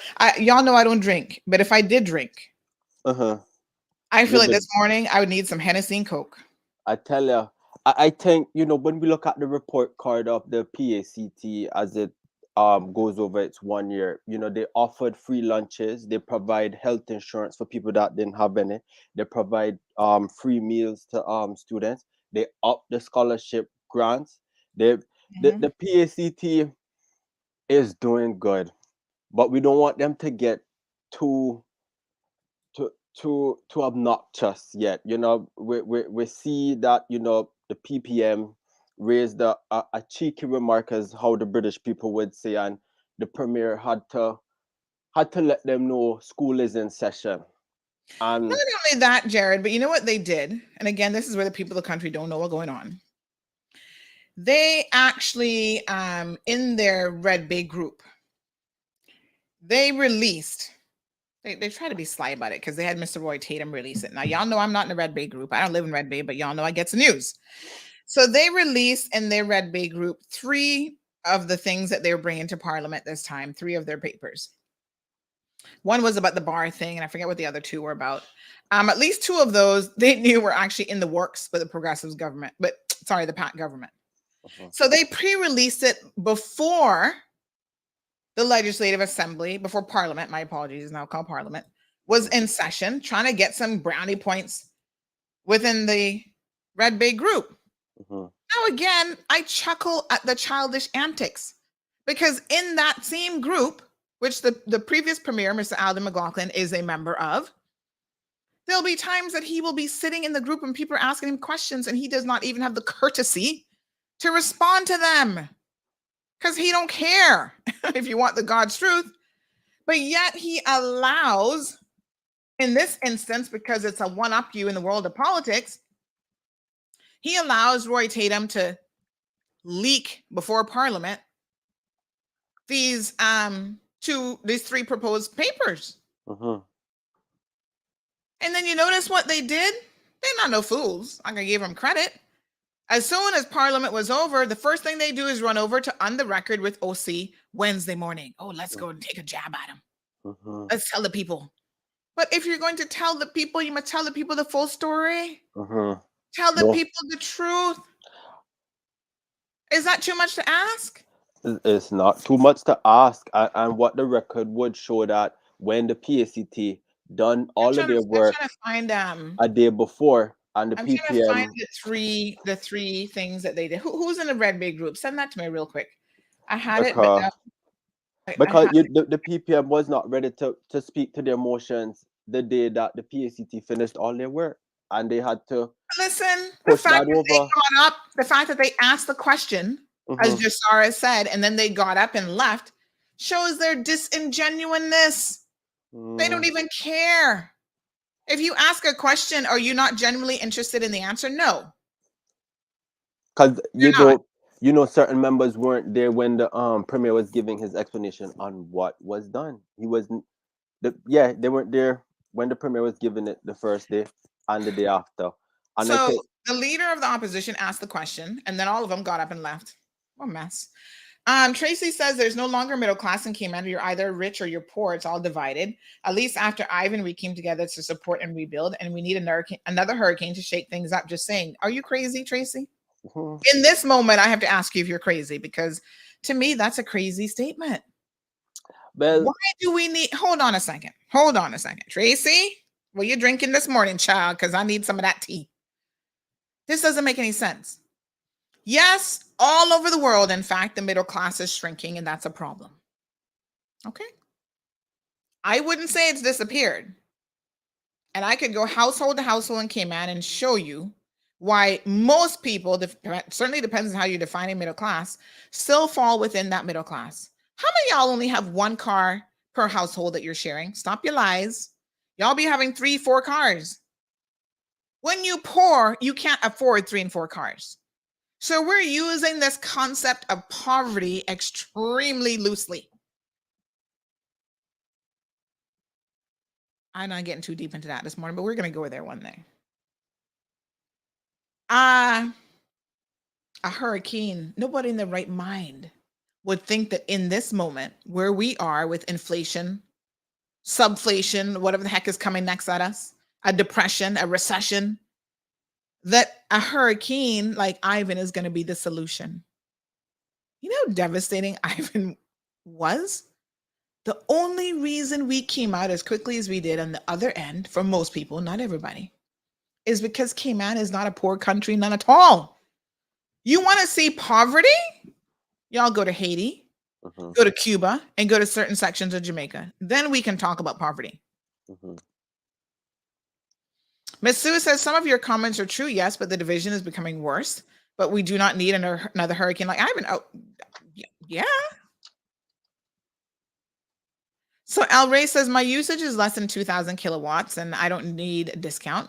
So the relief should be based on a 2,000 kilowatt threshold and household income. Well, it's not going to be based on household income because, again, that would require you to apply and to prove and to, you know what I'm saying? Al Ray, nobody ain't got time for that right now. July is right around the corner. So there's no time for that level of a process. But like we said, the idea is that CUC knows who has struggled in the past to pay their bills. Is there a way to opt out of it? So Al Ray, good for you that you're only using less than 2,000 kilowatts. We need to talk. That's good. And maybe there is a way to opt out of it, or CUC can see that you always paying your bills on time. You never have like doubling up of bills and you're struggling to pay bills and you're begging for credit, and they'd say, you know what, El Ray don't need it. He got a good job over at Flo. Flo taking care of him. He can pay his bills. So I think there's more than one eligibility, and the details we'll be getting here shortly, but I do think there's more than one eligibility criteria. Having people go through an application process. And to Joey's point, he's like, what are y'all gonna do? Have people line up? Now this was another ridiculous comment. He's like, what are you guys gonna do? You're gonna have people lined up at government building handing out a check? And I was like, brother, what? I hope you're not dealing with that crack pipe again. That idea sound kind of crackish to me. I'm like, who would do that? Nobody's gonna do that. That doesn't make any sense. So they're gonna make CUC be in charge of the deployment.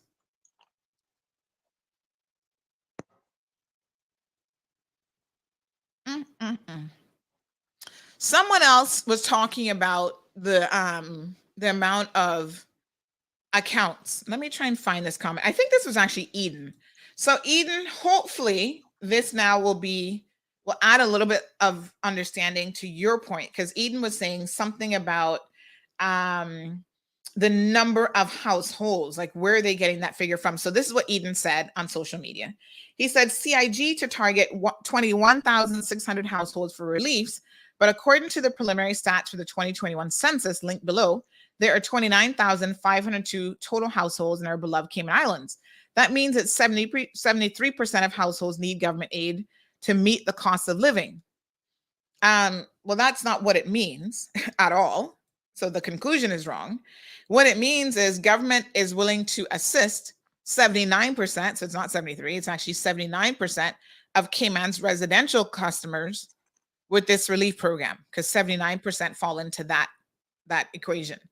The other thing is, some people are like, well, if it's 79, if it's 21,000 households, but then 29,500, but you're only doing 21. I think we now understand why that is, because the other users fall outside that initial qualifying criteria of being between 101 to 2,000 kilowatts. Does everybody understand that, Jared? Clear as mud or crystal clear? Crystal clear. Crystal All right. clear. Want to make sure now we educate the people. Cameron, I see you with your comments. Good morning. Miss Lucio listening to us. She says, Sandy, stop. I'm watching and listening to Uric. She keeps referring to you. Obviously, she knew my father. She says, I do not have enough money to pay for your lawsuit. Take it easy. Oh, child. The one good thing about these lawsuits, right, is the truth is an absolute defense.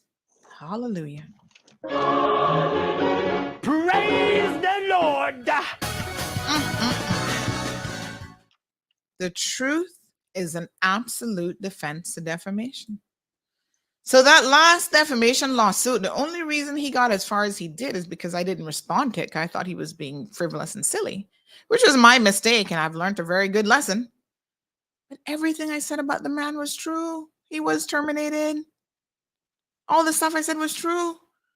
And then when I started printing the termination letter afterwards, his lawyers couldn't say a word. What are you gonna do? Sue me for the truth? You can't sue somebody for the truth.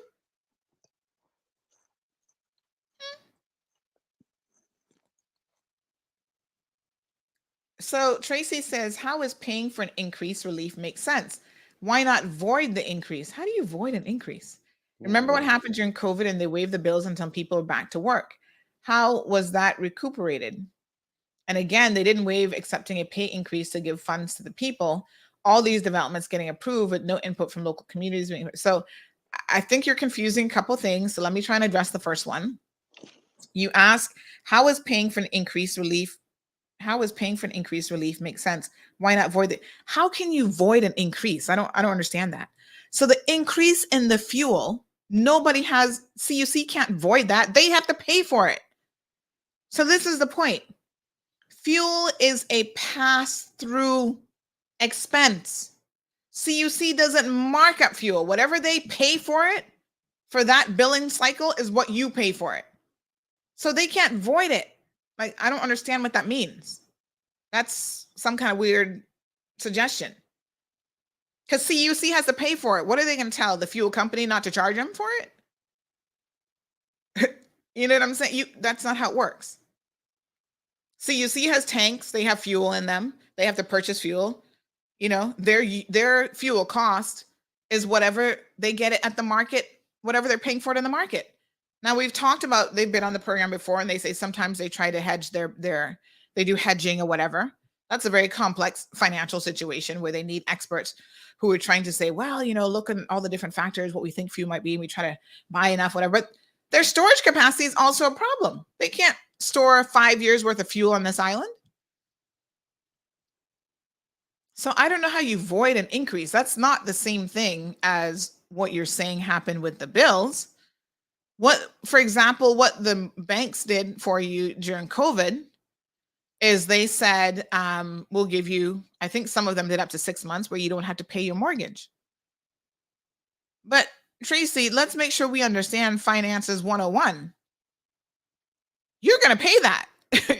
You know, I said to people, good financial sense, if you didn't have to take it, don't take it. At the time, y'all remember me saying this? If you do not have to take any sort of financial relief from a bank, because if a bank says, oh, okay, we'll have you not pay your mortgage. I think credit union does this every once in a while. Oh, we'll give you 1 month off where you don't have to pay your bill so you can have shopping money in December. Don't be a fool. Don't do it. Because all they're doing is delaying that payment. So if you have a mortgage that's a 20-year mortgage and you do that every single year, brother Jared, do the math. So that's like 20 payments, compounded interest that you've just not paid that you eventually got to pay. The bank gets their money. So you took a, what was it called? Payment holiday or whatever they were calling it at the time, right? It's not a matter of recouping. Your bank not going to lose. They add it on later on. You're the one who's actually losing because now you've gone 3 or 6 months of not making a single payment. So imagine if you had done that and you were in arrears by that amount. You understand what I'm saying? Financially, how little sense that makes? You wouldn't go 3 or 6 months without paying your mortgage without understanding that you're going to get in a whole heap of trouble. But because the bank says, all right, we understand the COVID situation. And yes, it helped a lot of people. It helped y'all go out there to buy new cars, TVs, take in staycations. Listen, a country is in the middle of a pandemic and more staycations were had during that time than ever. And y'all want to talk about your poor? Please shut up. I mean, honestly, y'all need to stop the lies. If Aunt Lottie was alive right now, she'd be like, why these people? She's Sandra. Why they lying, but they not got no money? I'd be like, Aunt Lottie, I don't know. What you asking me for?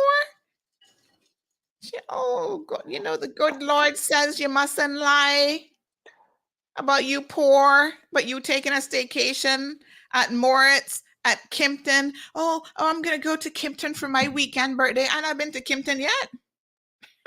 Not that I might not be able to afford it, but I'm trying to pay off my mortgage quick time. Asante, I had a question regarding off-reg and their ability to cap gas prices because I don't think they have no ability to cap nothing. But what off-reg does, from a financial perspective, is they get the details that we're not privy to.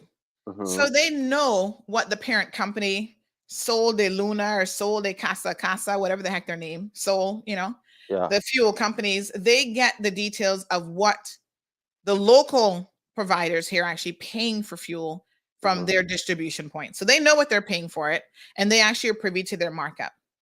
So they monitor that. So they're not going to allow them to tag on an exorbitant markup. That's financial information that is competitive. So they could never share that because then, what the next one Ruba's paying for, whatever. But they watch the margins for the markup and they make sure that those margins are reasonable. The reason why I bring it up is because I know the Prime Minister of Barbados, the Honorable Mia Mottley, capped the gas because, quite frankly, not everybody, we can't keep up with this in terms of paying this exorbitant thing because every time you go to the pump. So what are you going to do about the fuel? What you do is you find alternative ways to be less reliant on fuel. And I think this is where the THCT has been trying to push that. Because even me, I'm trying to find her video now. Even she said, we're going to make it easier for people to do certain things like get access to solar. Now, I've already put off-reg under a little bit of a sunshine the other day, direct light, because one of the reasons why the solar program is on hold right now is because of off-reg. They can't seem to approve CUC obtaining some battery that's needed, and I don't understand it. So this is where off-reg needs to get their ish together. Philip, good morning. PPM's only plan is to try to remain relevant until the next election at any cost. They're struggling even with that as it keeps backfiring in them. Same old politics as shown in the last meeting of Parliament. Ask a question and then walk out while the answer is being read. It was so obvious that they knew the government was coming out with plans and they were hoping to throw them off. And unfortunately, it didn't work as the government saw it coming. Most people except the few remaining supporters, and then it went off from there. My apologies. I mean, listen, the progressives now have their show called Let's Talk that's being hosted by Austin. And so every week they're getting on there, spouting their position. The reason they did that is because I agree with Philip. They have been less relevant now than ever before. They're less relevant now. Yeah. So they're understanding the issue. They're understanding people not really paying them too much mind. And the irony is some of the people that they have acting as their mouthpieces, which they did have on the payroll, paying to help them get elected. That's why they dropped poor Alric during the election, telling him they can't help him anymore because they're now on contract with Barbara. And listen, don't y'all come for me now, because I actually have the WhatsApp messages. How about that? So when we talk about people being on the payroll, don't be talking to me about it because I don't know nothing about it. But I actually have the screenshots where they sent to Alric saying, oh, we can no longer assist you with your campaign because now we are Team Barbara and David, because we're in the Progressives camp and they're paying us money. Yep, we got that. So PPM was supporting two candidates at one time in the hopes that whoever No. fails. They're both MPs. Remember, one is on one side of Windsor Park and one is the other side of Windsor Park. Yeah. So this is David White and Barbara Connolly. So Barbara. they're MPs that are part of the Progressives conglomerate. What I'm saying is some of the people who have certain online platforms, right, were paid to support and promote those two candidates. That is a fact. That's not an opinion, because I have the screenshots in their own words where they said to Alric, oh, we can no longer campaign for you because now we're working for Barbara and David exclusively. Now, those people continue, follow the line now, this rhetoric, they continue to be on the payroll and they continue to support not just those candidates, but the entire progressive movement with hopes of, if the progressive gets back in power, then we can get more of the money back. The problem for the progressives is sometimes you need to be careful who you have in your camp being your voice, because those people are not knowledgeable. They don't know what's going on. They're just throwing insults and hurls and whatever, at this government, but they're clueless. They're not able to have a sustainable conversation or sustain any position, any argument. They just throw out these little flu sayings, Oh yeah, they're an idiot. I told them that the price going up of fuel. Jeez, on peace. My dead dog could tell you that, and she's not even alive. Like it's very lowbrow, and I'm a little bit surprised that Alden has allowed that to continue. But desperation will make you do things. All right, so let's continue with some facts. Let us also be minded that Cayman Brac and Little Cayman will not be left out. So Brac Power and Light, their residential customers are going to be included in this program.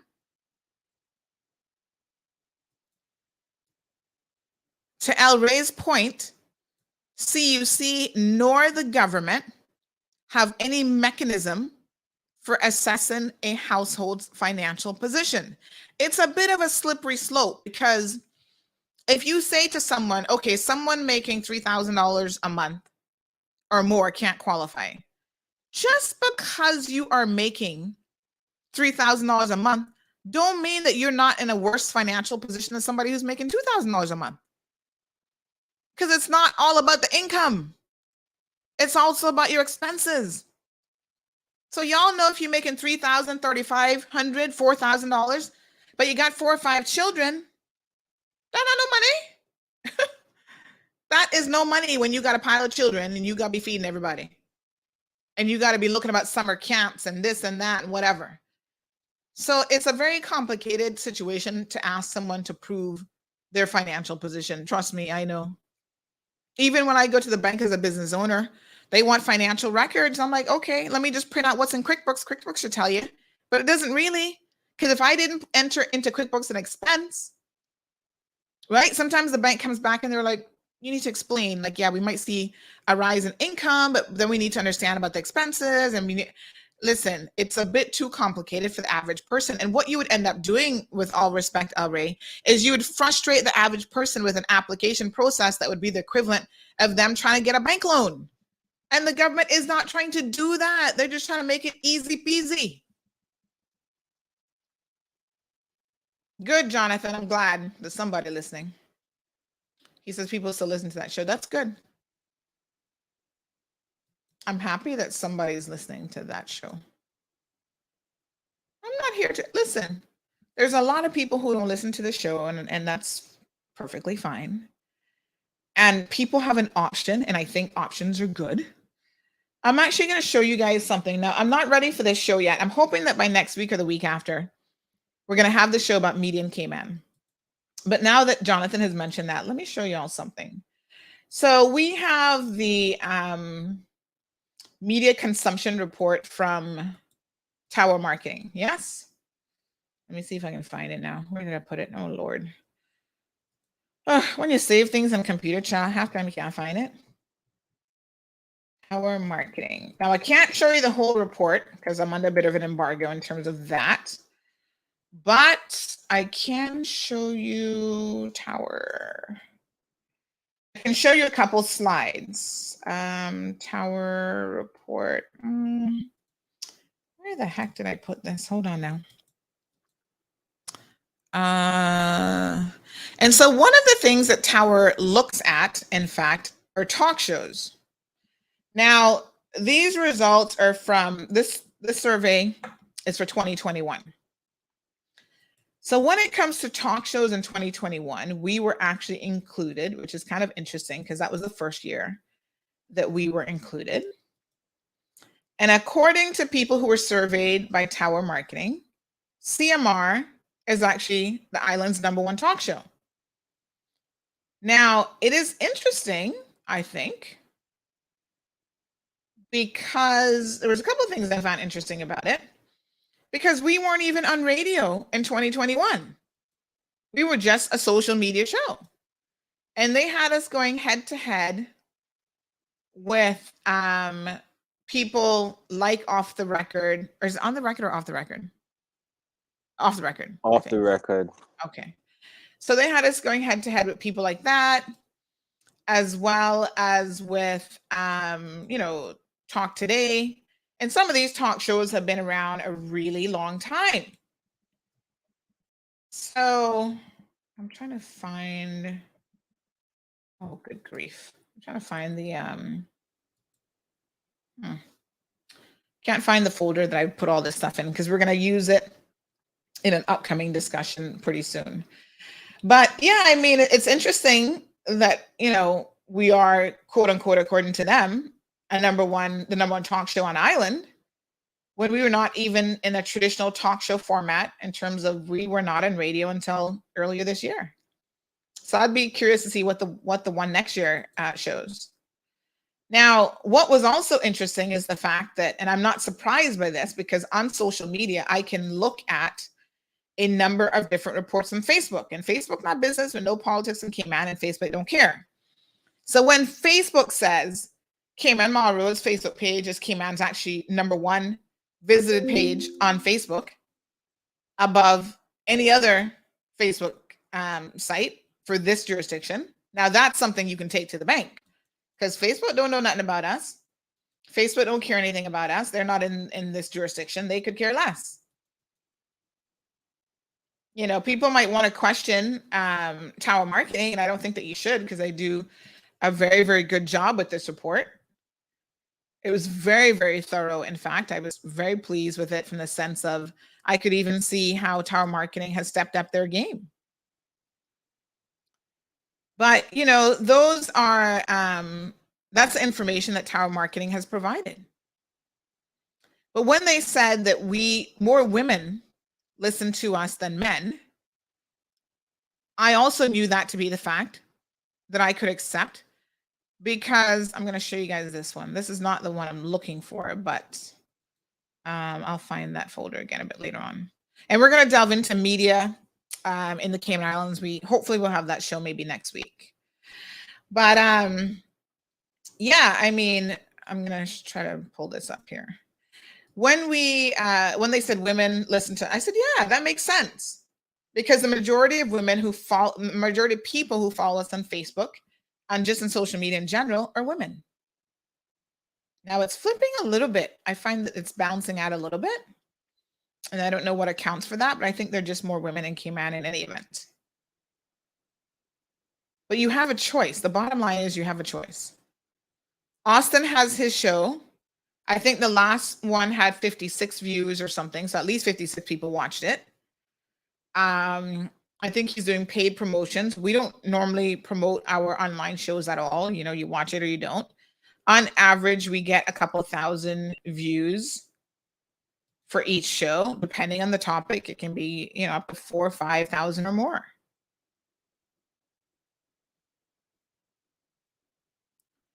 So,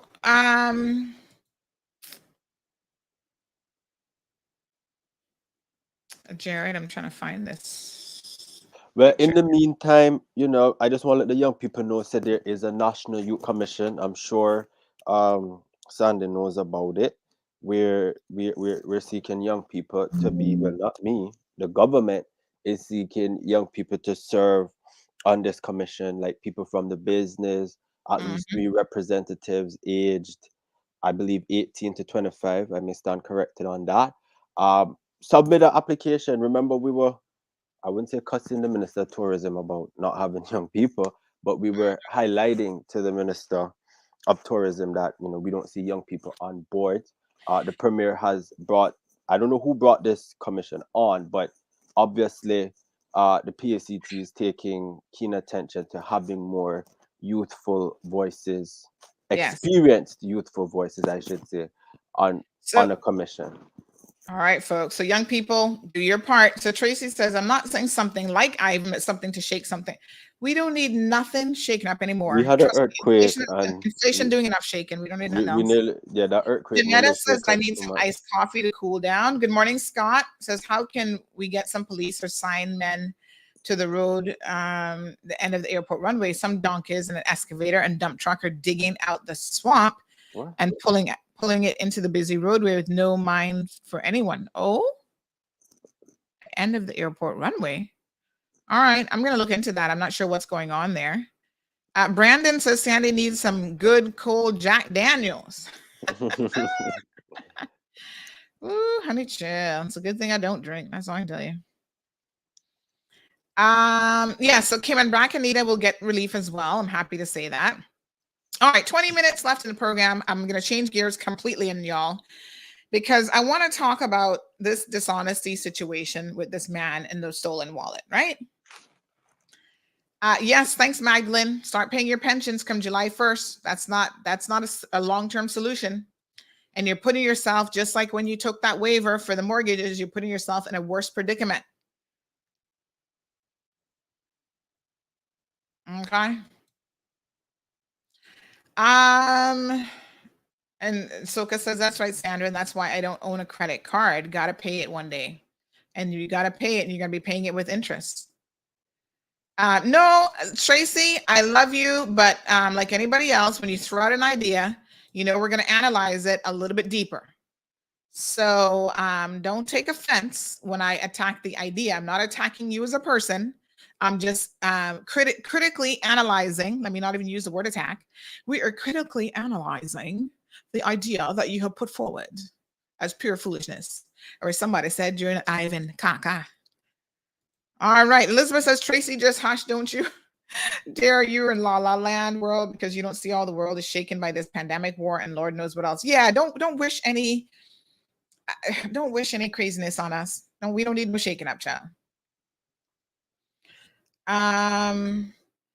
Shan says to receive electrical assistance, the customer should agree to having their appliances inspected and aim to upgrade electrical draining units.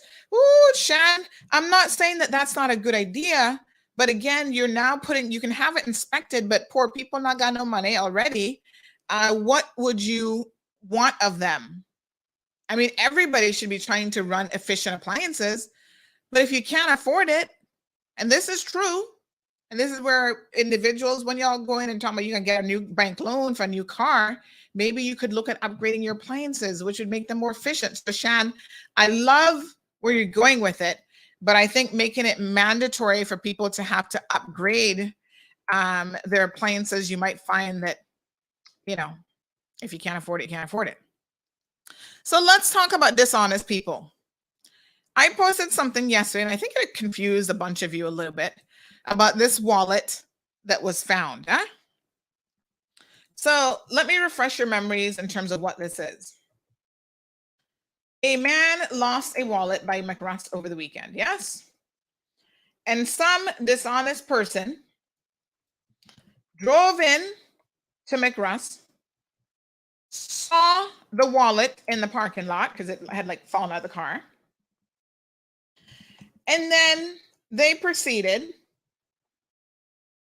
to pick up the wallet and drive right out of the parking. Child, they did not even go in the store. Now, I can't think of a more dishonest thing to do. Listen, I have found phones. Somebody just leave a phone. And the first thing I do is pick it up and say, hey, who just walked away from this phone? We got a phone here. Whose phone is this? When you do something like grab a wallet and take off high speed at the parking lot, what are your intentions? Where were you hightailing it to? You were going where? To the police station? He wasn't going to no police station. The man was stealing the wallet with the $600 cash in it. So, now RCIPS, I'm not pleased with you this morning. Y'all need Jesus and a couple good workers, because he went to the police, reported his stolen wallet, took the video that McRuss provided, and the police looked at it. You could see the license plate number. And what does the police do? Oh, okay. Let's look up who owns this car. So look up the registration information. Then they turn around. They can't reach the person. Oh no, we can't help you. That's all we can do. Look up the registration number and try 2 phone numbers. Oh gosh, sorry, but they're not answering the phone. So there's nothing further that we can do. It was like, what? What do you mean? Slackness. The guy was like, you mean you can't go to his house? You can't, I don't understand what you mean. You can't, what? No. We can't find him. That's all we can do. You know, people in the field have told me that we have lost a lot of really good police officers. And the caliber of now what they have in there leaves a lot to be desired.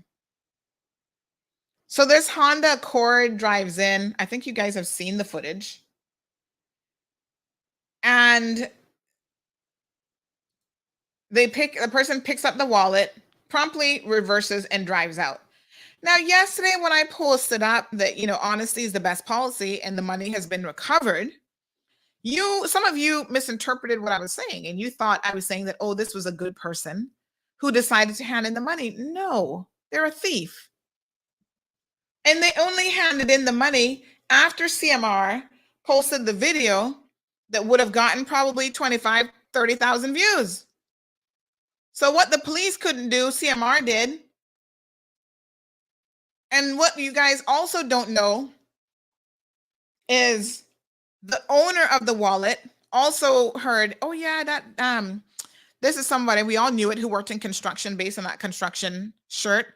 And he was able to track down a person who owned the car, and then they claim, well, it wasn't me, it was a friend, and it was this, and it was that.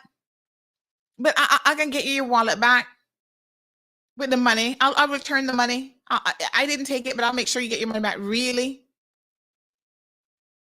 Thieves, liars.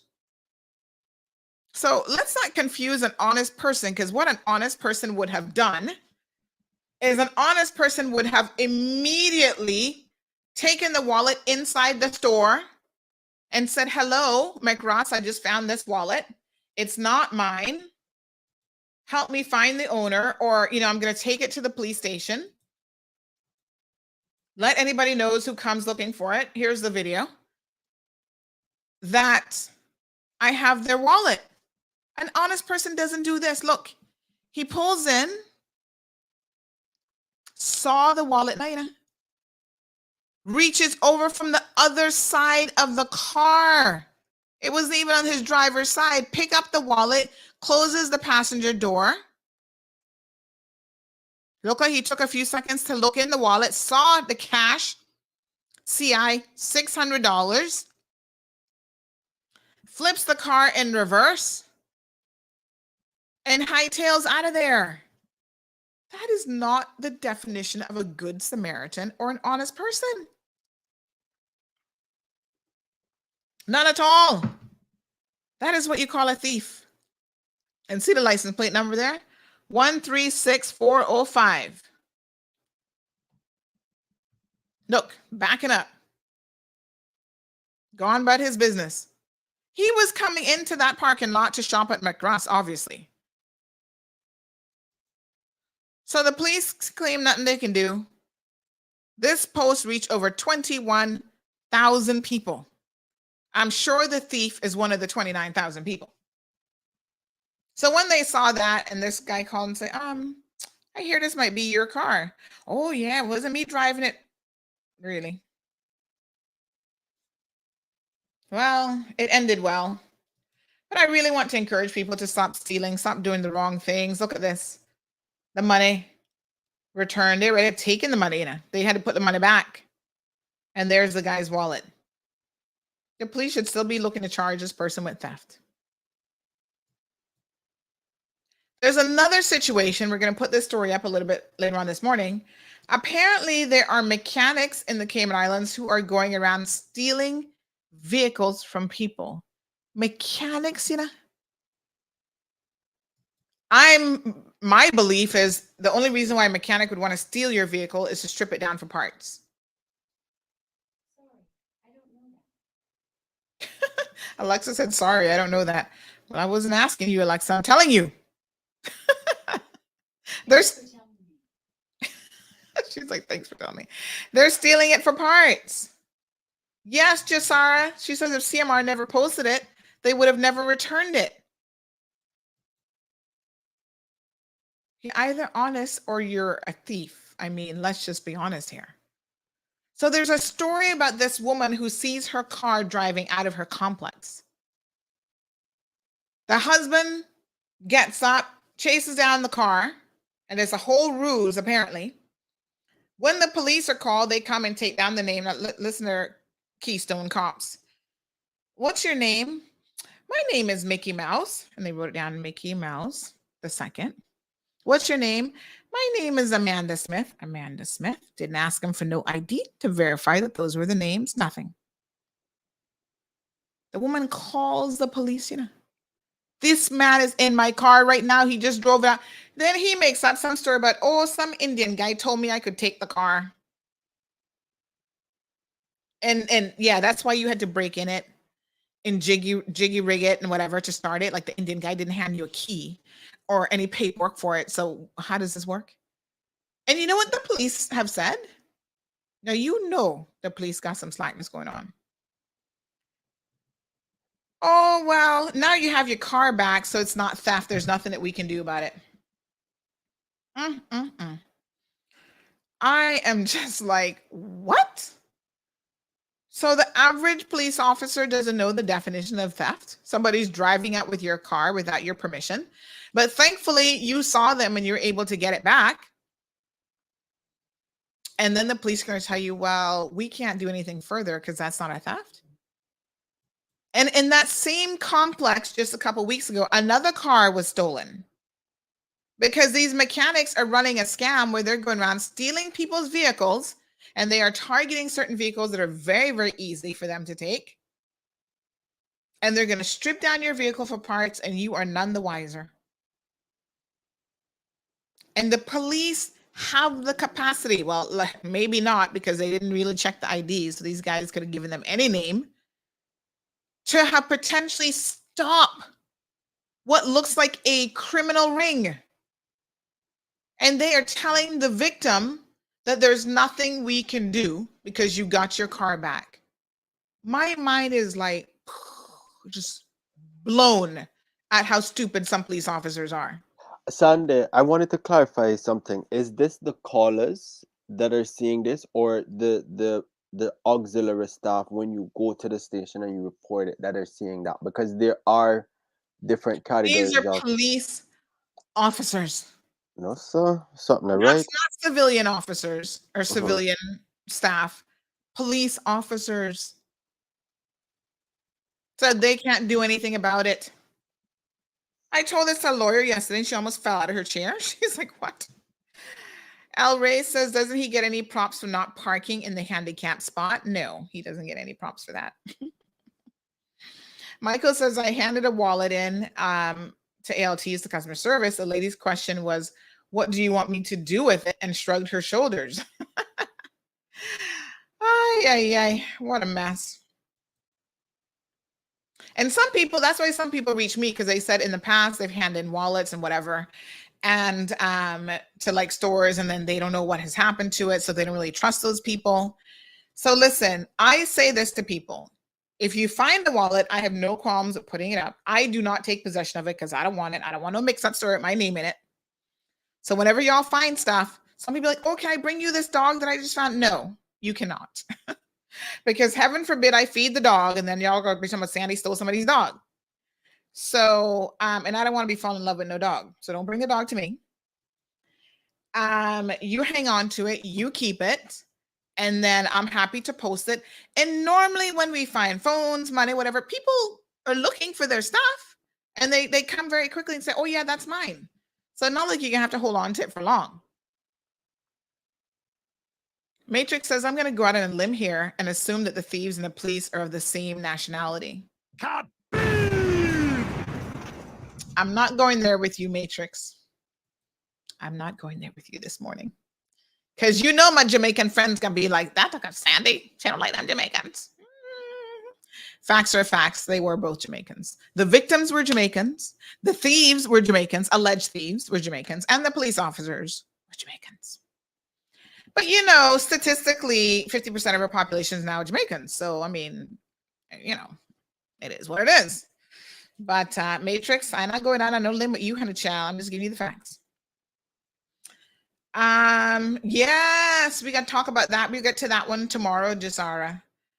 Woo! Police officers interfering with a witness in a murder trial is what the woman is understand. I was there listening to her part of yesterday. This is what she said, that a police officer came and threatened her about testifying, and a man's murder may have gone unsolved forever. Talking about they don't want to name the police he's been charged with interfering with whatever that charge is, justice or whatever. Can you imagine the audacity of a police officer? But listen, we are importing some real problems into this country now. When you bring in certain caliber of individuals, you better believe. That's why these little young people up in their feelings about, oh, Sandy put up about this guy who, some artist or whatever. What's the problem if he comes here? Who cares if he sings about gun violence? And who cares if he, you know, he's not the one pulling the trigger. It's the people in Guyana. Y'all miss the point. The mentality that we're allowing to seep into this country, that we import all the time. And performers are not the biggest problem. The biggest importation of certain caliber of individuals is Caymanians who end up marrying them. Those marriages of convenience. Y'all marrying some real low, dirty people who have no standards. And then you're going to have children with them, and they're going to raise your children, which are Caymanian children, to have no standards just like them, to believe in stealing from people, living a criminal lifestyle. So I don't know who this dance hall artist, what's his name? Skank? I don't know who he is. Skillabang or Skank? I don't, yo, you asking the wrong person. It don't matter. I don't know who Skillabank is and Skillaboo and whatever. I've never seen this man in my life. But for me, it's not about that. It's about, we're encouraging this dance hall mentality, which I hate to tell y'all the truth, but most of it ain't no good. There's very little positivity that's associated with the dance hall genre. It is all about violence and degrading women. If y'all see some of the videos that I've seen coming out of Jamaica, these dance hall events, people having sex straight up at a dance hall event with total strangers. Their front, it's disgusting. I didn't know that this even happened. I didn't know. I was like, who goes to a concert? Not just gyrating, but literally on the ground having sex. And there's some dance hall, I forget what it's called, right?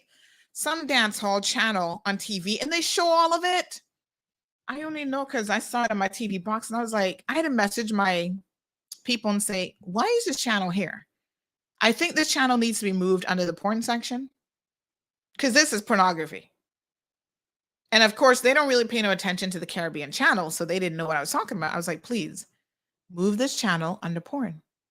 Could these people got them boom boom all stretch open and somebody there recording it and they're having sex at a public dance hall venue?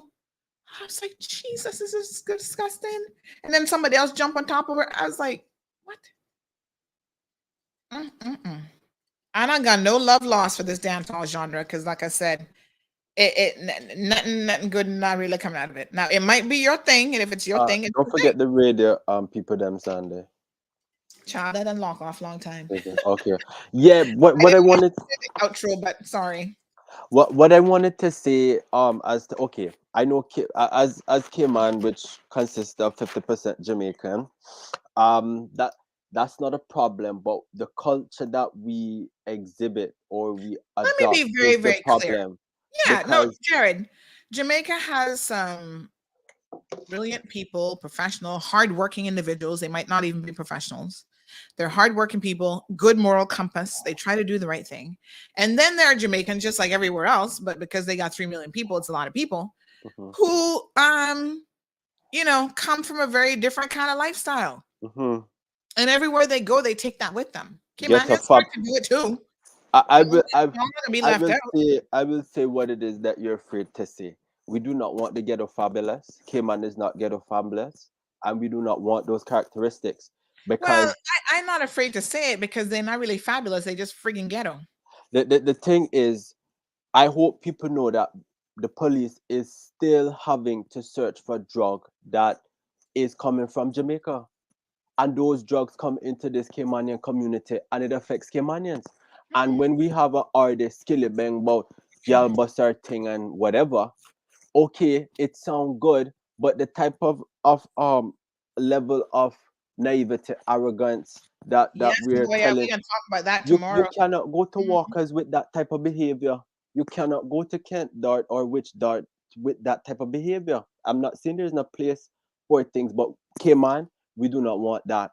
And work permit and the music board need to be prepared to deny applications of people who just don't really exhibit the Caymanian ideals, the Yeah. Caymanian story. It's like, the equivalent of it. I'm glad Everton said this about rappers because there's a bit of a problem right now in the US with a lot of African American rappers getting shot and killed. I mean, a lot. Just a couple of days ago, there was another one. And the week before that, there was another one. And so these artists are part of a lifestyle. It's not just the music and what they're singing about. They're also part of a lifestyle that, to be quite frank and honest, encourages violence. It glorifies violence. It's all about that life. Tell me which country music singer you see getting shot. Which pop singer you see being shot. Meanwhile, you got Megan Thee Stallion who was shot in her foot. You have, I've lost count of the number of rap artists, and I could probably just look it up, who've been gunned down just in this year. It hasn't started now. You can go way back. There's a whole list of it here on Wikipedia. You got Tupac. Oh my God. What the? Okay. Since we're on the topic, and this is the point that I'm making. So for those of you who think that I have some sort of issue with the music, it's really not about the music. Oh Lord, look at what I went and did now. I went and put it on the screen and I can never move it off of the screen. Oh gosh, darn it. Ugh, me and my computer skills. Y'all hold on now. Ooh, I'm gonna have to get Marlon to help me out here. I don't know. I have this little screen with my clock on it, and I swear, anytime something moves over there, I can never get it back. It's like an in-between. Oh yeah, here it is. Is that it? No. Oh my God. Anyway, let me open up another window because that'll stay there till Marlon gets home, child. I don't know how he's able to do it. He has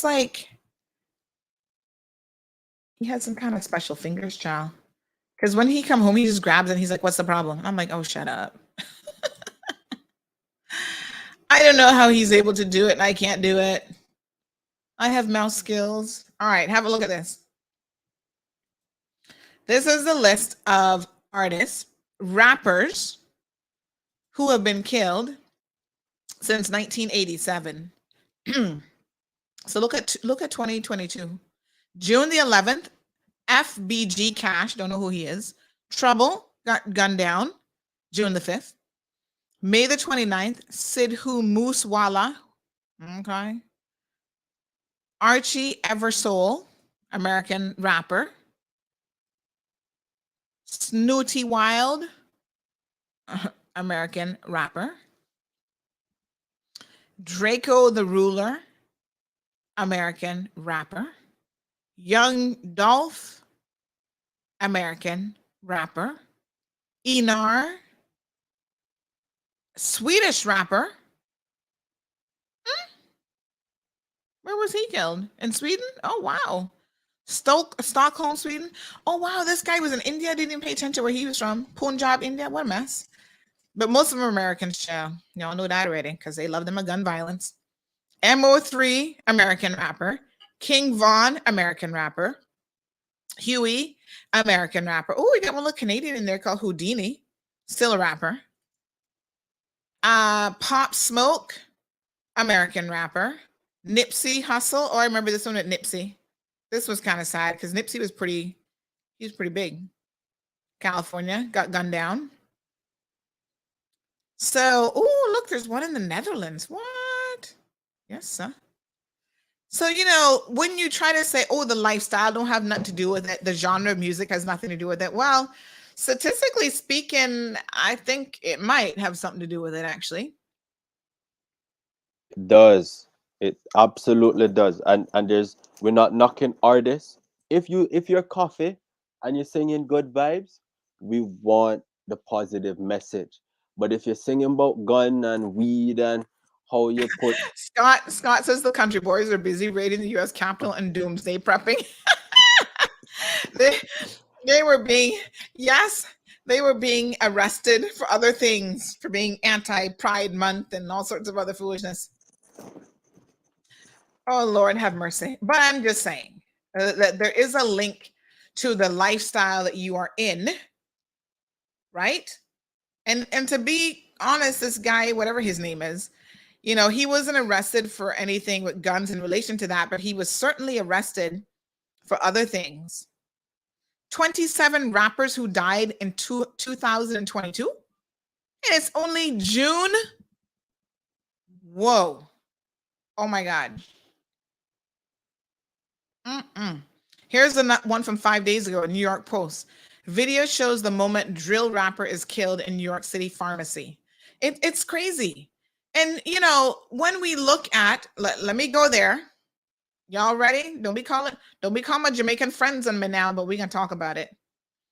When we look at, for example, the even the arrest record and who's involved in a lot of gang violence in Jamaica, who was at the top of the list? A lot of these so-called self-proclaimed dance hall artists. They just arrested one the other day for a triple murder in Jamaica. I'm just saying. El Rey says, look like they were gunned down due to their stage names. Try and stop it. The state of Georgia just indicted at least 10 rappers for racketeering on the RICO Act. No bail. They cry and say that they don't like the jail food. Oh my God, that can be the least of their worries. Premiere Access should be on tonight. So I'll remind the premiere because I know y'all looking forward to that. So yes, I'm ready. And so he should be ready too. And hopefully we'll get some more insight into the whole CUC thing. And the civil servants, by the way, they get a little pay raise and stuff like that. That's what Sale, my brother gangster, that sells, man. If you're singing positive music and rapping positive songs, you're not. Yeah. Everton says it's the gangster, all that foolishness that sells. And there's a whole culture around it, right? And it's sad because, listen, there are people who have rapped who have made a very, very successful career out of it, made millions of dollars, and they're not in the violence of it. Take, for example, what's the little white guy name again? The rapper there. Eminem. Yeah. Eminem raps, and he raps with all kinds of stuff, and he's probably one of the most, one of the best rappers in the world, but he also has gotten out of the ghetto. Okay. And he's not, he isn't living and associating with certain situations, if y'all know what I mean. So a lot of people, and trust me, Eminem got some serious, that dude is talented, but he's not really at that end of it. Oh my God, look at this. Look at this guy who, these people are still, it's just so sad. Look at this guy gunned down in the pharmacy. Jeez, some peace. Can't even go to the pharmacy in peace. Look at that. Life cut short, just like that. Shot dead in the Bronx. His poor mother saying, my son is gone. Oh, that's the father, Roger. He is in another state and I can't do anything about it. So, a big ass hole in my heart. That was a quote from him. Wow. Oh my God. Mm-mm-mm. Wow. So sad. And sometimes, it's about them also flaunting their wealth, because some of them will have $100,000 necklace on their neck. They want to have all this gold and diamond studded teeth, and somebody wants a free $100,000 necklace, and everybody, including the dogs and the cats in America, can get access to a weapon. It becomes really easy.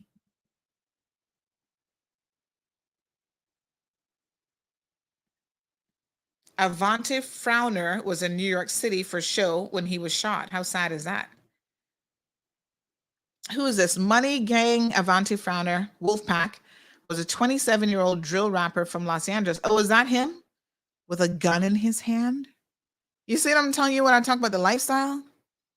Weed in one hand, a gun in the next. That's the American dream. Mm-mm-mm. They live this gangster lifestyle, and with that comes potential death. Look at him showing a gang sign and all kind of foolishness. They said 4 men were trying to steal his gold chain. Wow. Mm-mm-mm. What a mess. Well, folks, sad because it's somebody's child. But yeah, we're importing a lot of that too. By the way, I need to check and see. Speaking of ghetto people, we are monitoring the sentencing of Eve High Voltage. That's supposed to be happening this week. I will just double check that it's still on, because a lot of times things get moved around in the court. So I will reach out. That is supposed to be. It was supposed to originally be June the 2nd, and then they moved it to the 17th, which would be this Friday. So I'll just try to confirm with Miss Suzanne Livingston at the court's office what sentencing hearings are happening this week for Grand Court in particular. And we'll be there. We'll update you on what she'll get for the armed robbery that she was involved in.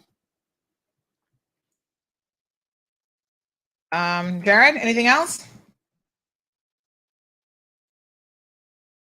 Oh, Jared, you still there? Yes, that's it from me. That's it from me. Just wanted to highlight the National Youth Commission thing. Yeah. All right. Beautiful people. Jonathan, thank you for that. Check the lyrics from Skang's song called Protocol. You're going to force me to listen to that, El Rey? Are you serious? Everton says, but they were all gangster through Jay-Z. Not all of these guys, they turned themselves around because I got money. That's what's up. Well, yeah, I mean, some people have elevated themselves. So like a JC, he finds him a Beyonce who helps to polish him up a little bit. Snoop Dogg said, listen, I don't know if you guys have ever seen that interview with Snoop Dogg and Jada, but Snoop Dogg said that he walked away from that life. When Tupac was into the whole East Coast versus West Coast and whatever, and Snoop Dogg issued a statement saying, I'm not about that. I love my West Coast brothers, although I'm East Coast or whatever it was. I think he was East Coast, but or he was West Coast and they were East Coast, whatever. And he said, yeah, I love them just like anybody else. Tupac was really pissed off at him.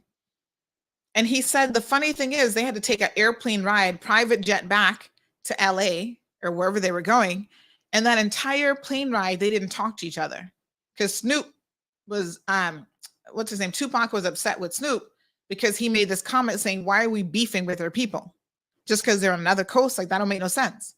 We're all musicians, we're all rappers, we're in this business. We should be showing some love to each other. And Tupac didn't like that. Now, Tupac was one of the most intelligent people, like legit intelligent. Even from the age of 17, I've seen some of his early interviews. He was a smart guy. But once you start going down a particular path, you got people shooting at you and you survive one shooting. you better understand that unless you make and you disassociate yourself with people, your life is going to be something different. And of course, what's the big guy's name that was running the show with Tupac and all them that end up in jail for years? He was like, oh, we need to have a conversation when we get back to LA, when we get back to the neighborhood, we need to have a conversation. And everybody's scared this dude because they're like, listen, he's had so many people killed that it's like, yo, you don't mess with him. Not Biggie. No, not Biggie. This is oh God, this is the one that they actually say killed Tupac. Oh Lord, what is his name? Y'all know who I'm talking about. He's been to jail. He did go to jail for some stuff. He's a really big guy, and he walks like he walks into a room, you're scared of him just because of his size. Oh, who is it? He's still around. Suge Knight. Thank you, Moya. Yes. Moya, she know her people. Suge Knight. Yes. El Ray got it too. So Suge Knight has been involved, and he was their manager and whatever. And there's an interview with Tupac where he said, listen, I had to, in that moment, I understood on that plane ride that these guys will kill me, and I need to get out. Mm-hmm. And so he started to disassociate himself with the whole group and to step back. And you know what is so sad is that he actually said that I think that was the last time he spoke to Tupac before he was killed. But look at it. He's still alive. Tupac is gone. Biggie's gone. Suge Knight has had a very lucky run. But these guys, they're operating differently. And so you live that lifestyle, and it does come with certain risk for sure. Who's the lady that he always hangs out with? Oh God. She's the American home. She does all the home stuff. What's her name again? She had her own show, and then the two of them they were making like weed brownies or something. I don't even know. So it's sad.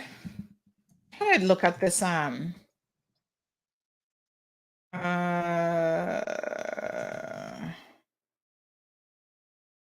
to look at this interview. I'm going to tell you who she was. So Jada did an interview with.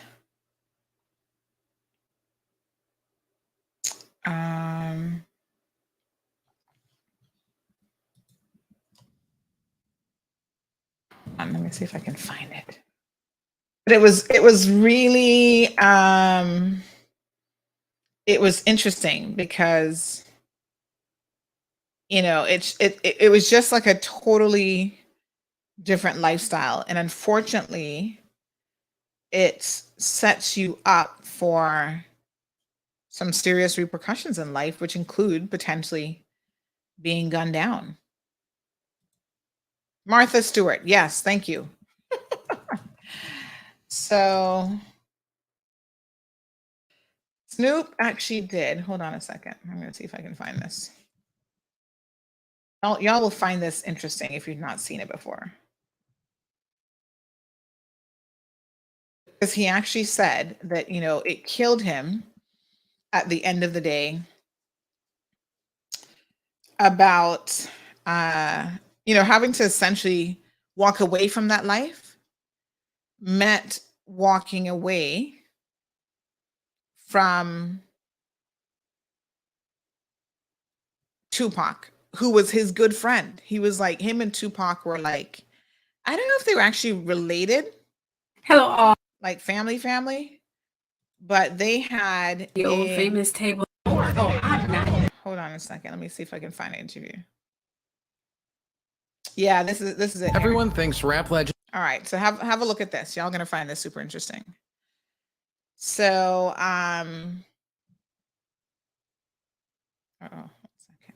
Let me see if I can pull this out for you. So yeah, so Snoop has talked about this, and this is something that he has had to struggle with because there is such a thing as survivor's guilt, and it's where you get out of the ghetto, but you feel so incredibly bad that you have been able to do that relatively unscathed, like you're still alive, but all your best friends, Biggie, Tupac, all these guys have fallen by the wayside. Everton says Tupac's mother was a member of the Black Panther, notorious black gang, and she went to Cuba, spent a couple of years in Cuba. But you know what? I'm going to find that interview with Tupac when he was talking about the relationship with his mother, single woman. But she was a strong woman that instilled a lot of good principles in Tupac. But, to hear him talk about her, I thought was so interesting how she was still a disciplinarian when she was there and present in his life. And oh God, it was such a wasted life. Like listen, Tupac had mad talent, but again, you can't go unscathed when you're in that hole. It doesn't end well. Anyway, I'm going to leave you guys with this interview. Listen to it. That's how we'll end the show today. But I found it very, very interesting about how Snoop Dogg has been able to go mainstream, like Susan said. Yes, Martha Stewart, hanging out with people like Martha Stewart and whatever. And the mainstream now accepts him. The worst he does is smokes a little bit of weed. He's not into this whole gang banging thing. He's held on one woman, his family, whatever. And he had just removed himself from that whole situation. So have a listen to this. You guys enjoy your day. Tune back in at 7:00 with Premier Access this evening. And I'll talk to you guys later on.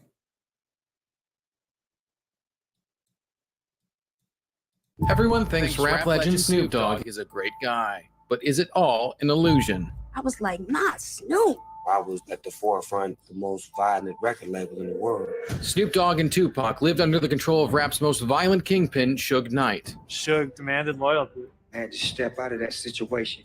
Shakur was shot 4 times in a car driven by Suge Knight. The type of relationship you only get that once in a lifetime. I have actual remorse. You were the only person connected up to Suge Knight. The last time I saw him, he was holding on to his last breath. I had got off the radio station with Angie Martinez. She asked me on the air, how do you feel about Puffy and Biggie? And I said what I felt. They're my homeboys. I love them. When I got back to the hotel, it was a whole nother atmosphere. So when we got on the plane to go back to LA the next day, Suge didn't let none of my security ride with me. I had to ride with him, his homies, and Pac. I'm like, what's up, Pac? And they do me like this.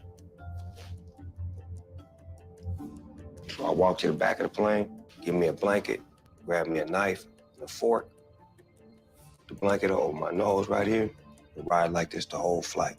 Snoop was desperate to feel safe, but he'd been trapped in a life of violence and fear for years. At 12 years old, you join a gang. If you're a young black guy growing up at that time, drugs and gangs were as much a part of your life as stoplights and street signs. Were you ever afraid? I was always scared. A lot of times I got shot at. I had a gun in my possession and could have shot back, but I was too scared because I was so concerned with my life. It got to a point to where my mother kicked me out because she felt like I was bringing too much drama to her house. I had just turned 17. Jesus, and what do you do? It's not like you got somewhere to go. Where did you go? When Snoop met hip-hop CEO Suge Knight, he thought he'd finally found a way out. He was so honest, so real, so true, and so passionate about his artists, giving us direction, coaching us. And when Snoop bonded with rapper Tupac, it seemed like he'd found the family he always wanted. Fell in love with that. Me and him started hanging out, building a brotherhood with him. We represent both sides of the game, the calm one and the relentless one. So naturally, I spoke to Suge and was like, we need to get him with us because he will make us better. And he gonna push me. We need his spirit here. But as Snoop and Tupac grew closer, there was one person who tried to warn them about Suge. When we first met, I was a drug dealer. Jada is my heart. She would be my friend for my whole life. As I was coming out of the life, he was going more into the life. I really felt like I was powerless. Suge was not someone to be toyed with. He ruled by fear and intimidation. There were stories of people being pistol whipped, being roughed up, people being slapped around. This is like some Godfather type stuff. With Suge and Tupac on his side, Snoop thought he was untouchable until the violence caught up with him. You got into hip hop, like, okay, now I can leave some of this behind it. I came right with me. Snoop and his bodyguard, and they were driving down the street in his Jeep, and this guy was trying to say something to them. He had a gun and he was going for it. And my bodyguard reacted. Snoop's bodyguard shot and killed Philip Waldemarian. Now Snoop had to make a choice about the kind of person he really wanted to be. I was traumatic and didn't know what to do. I want to go turn myself in and let them know what happened. Snoop turns himself in for first-degree murder. Immediately, Suge gets him released on $1 million bond, 10 p.m. house arrest. My heart was beating every day. Me and Pac got into it because he wanted me to stay gangster. And I was like, cuz, I got a baby on the way.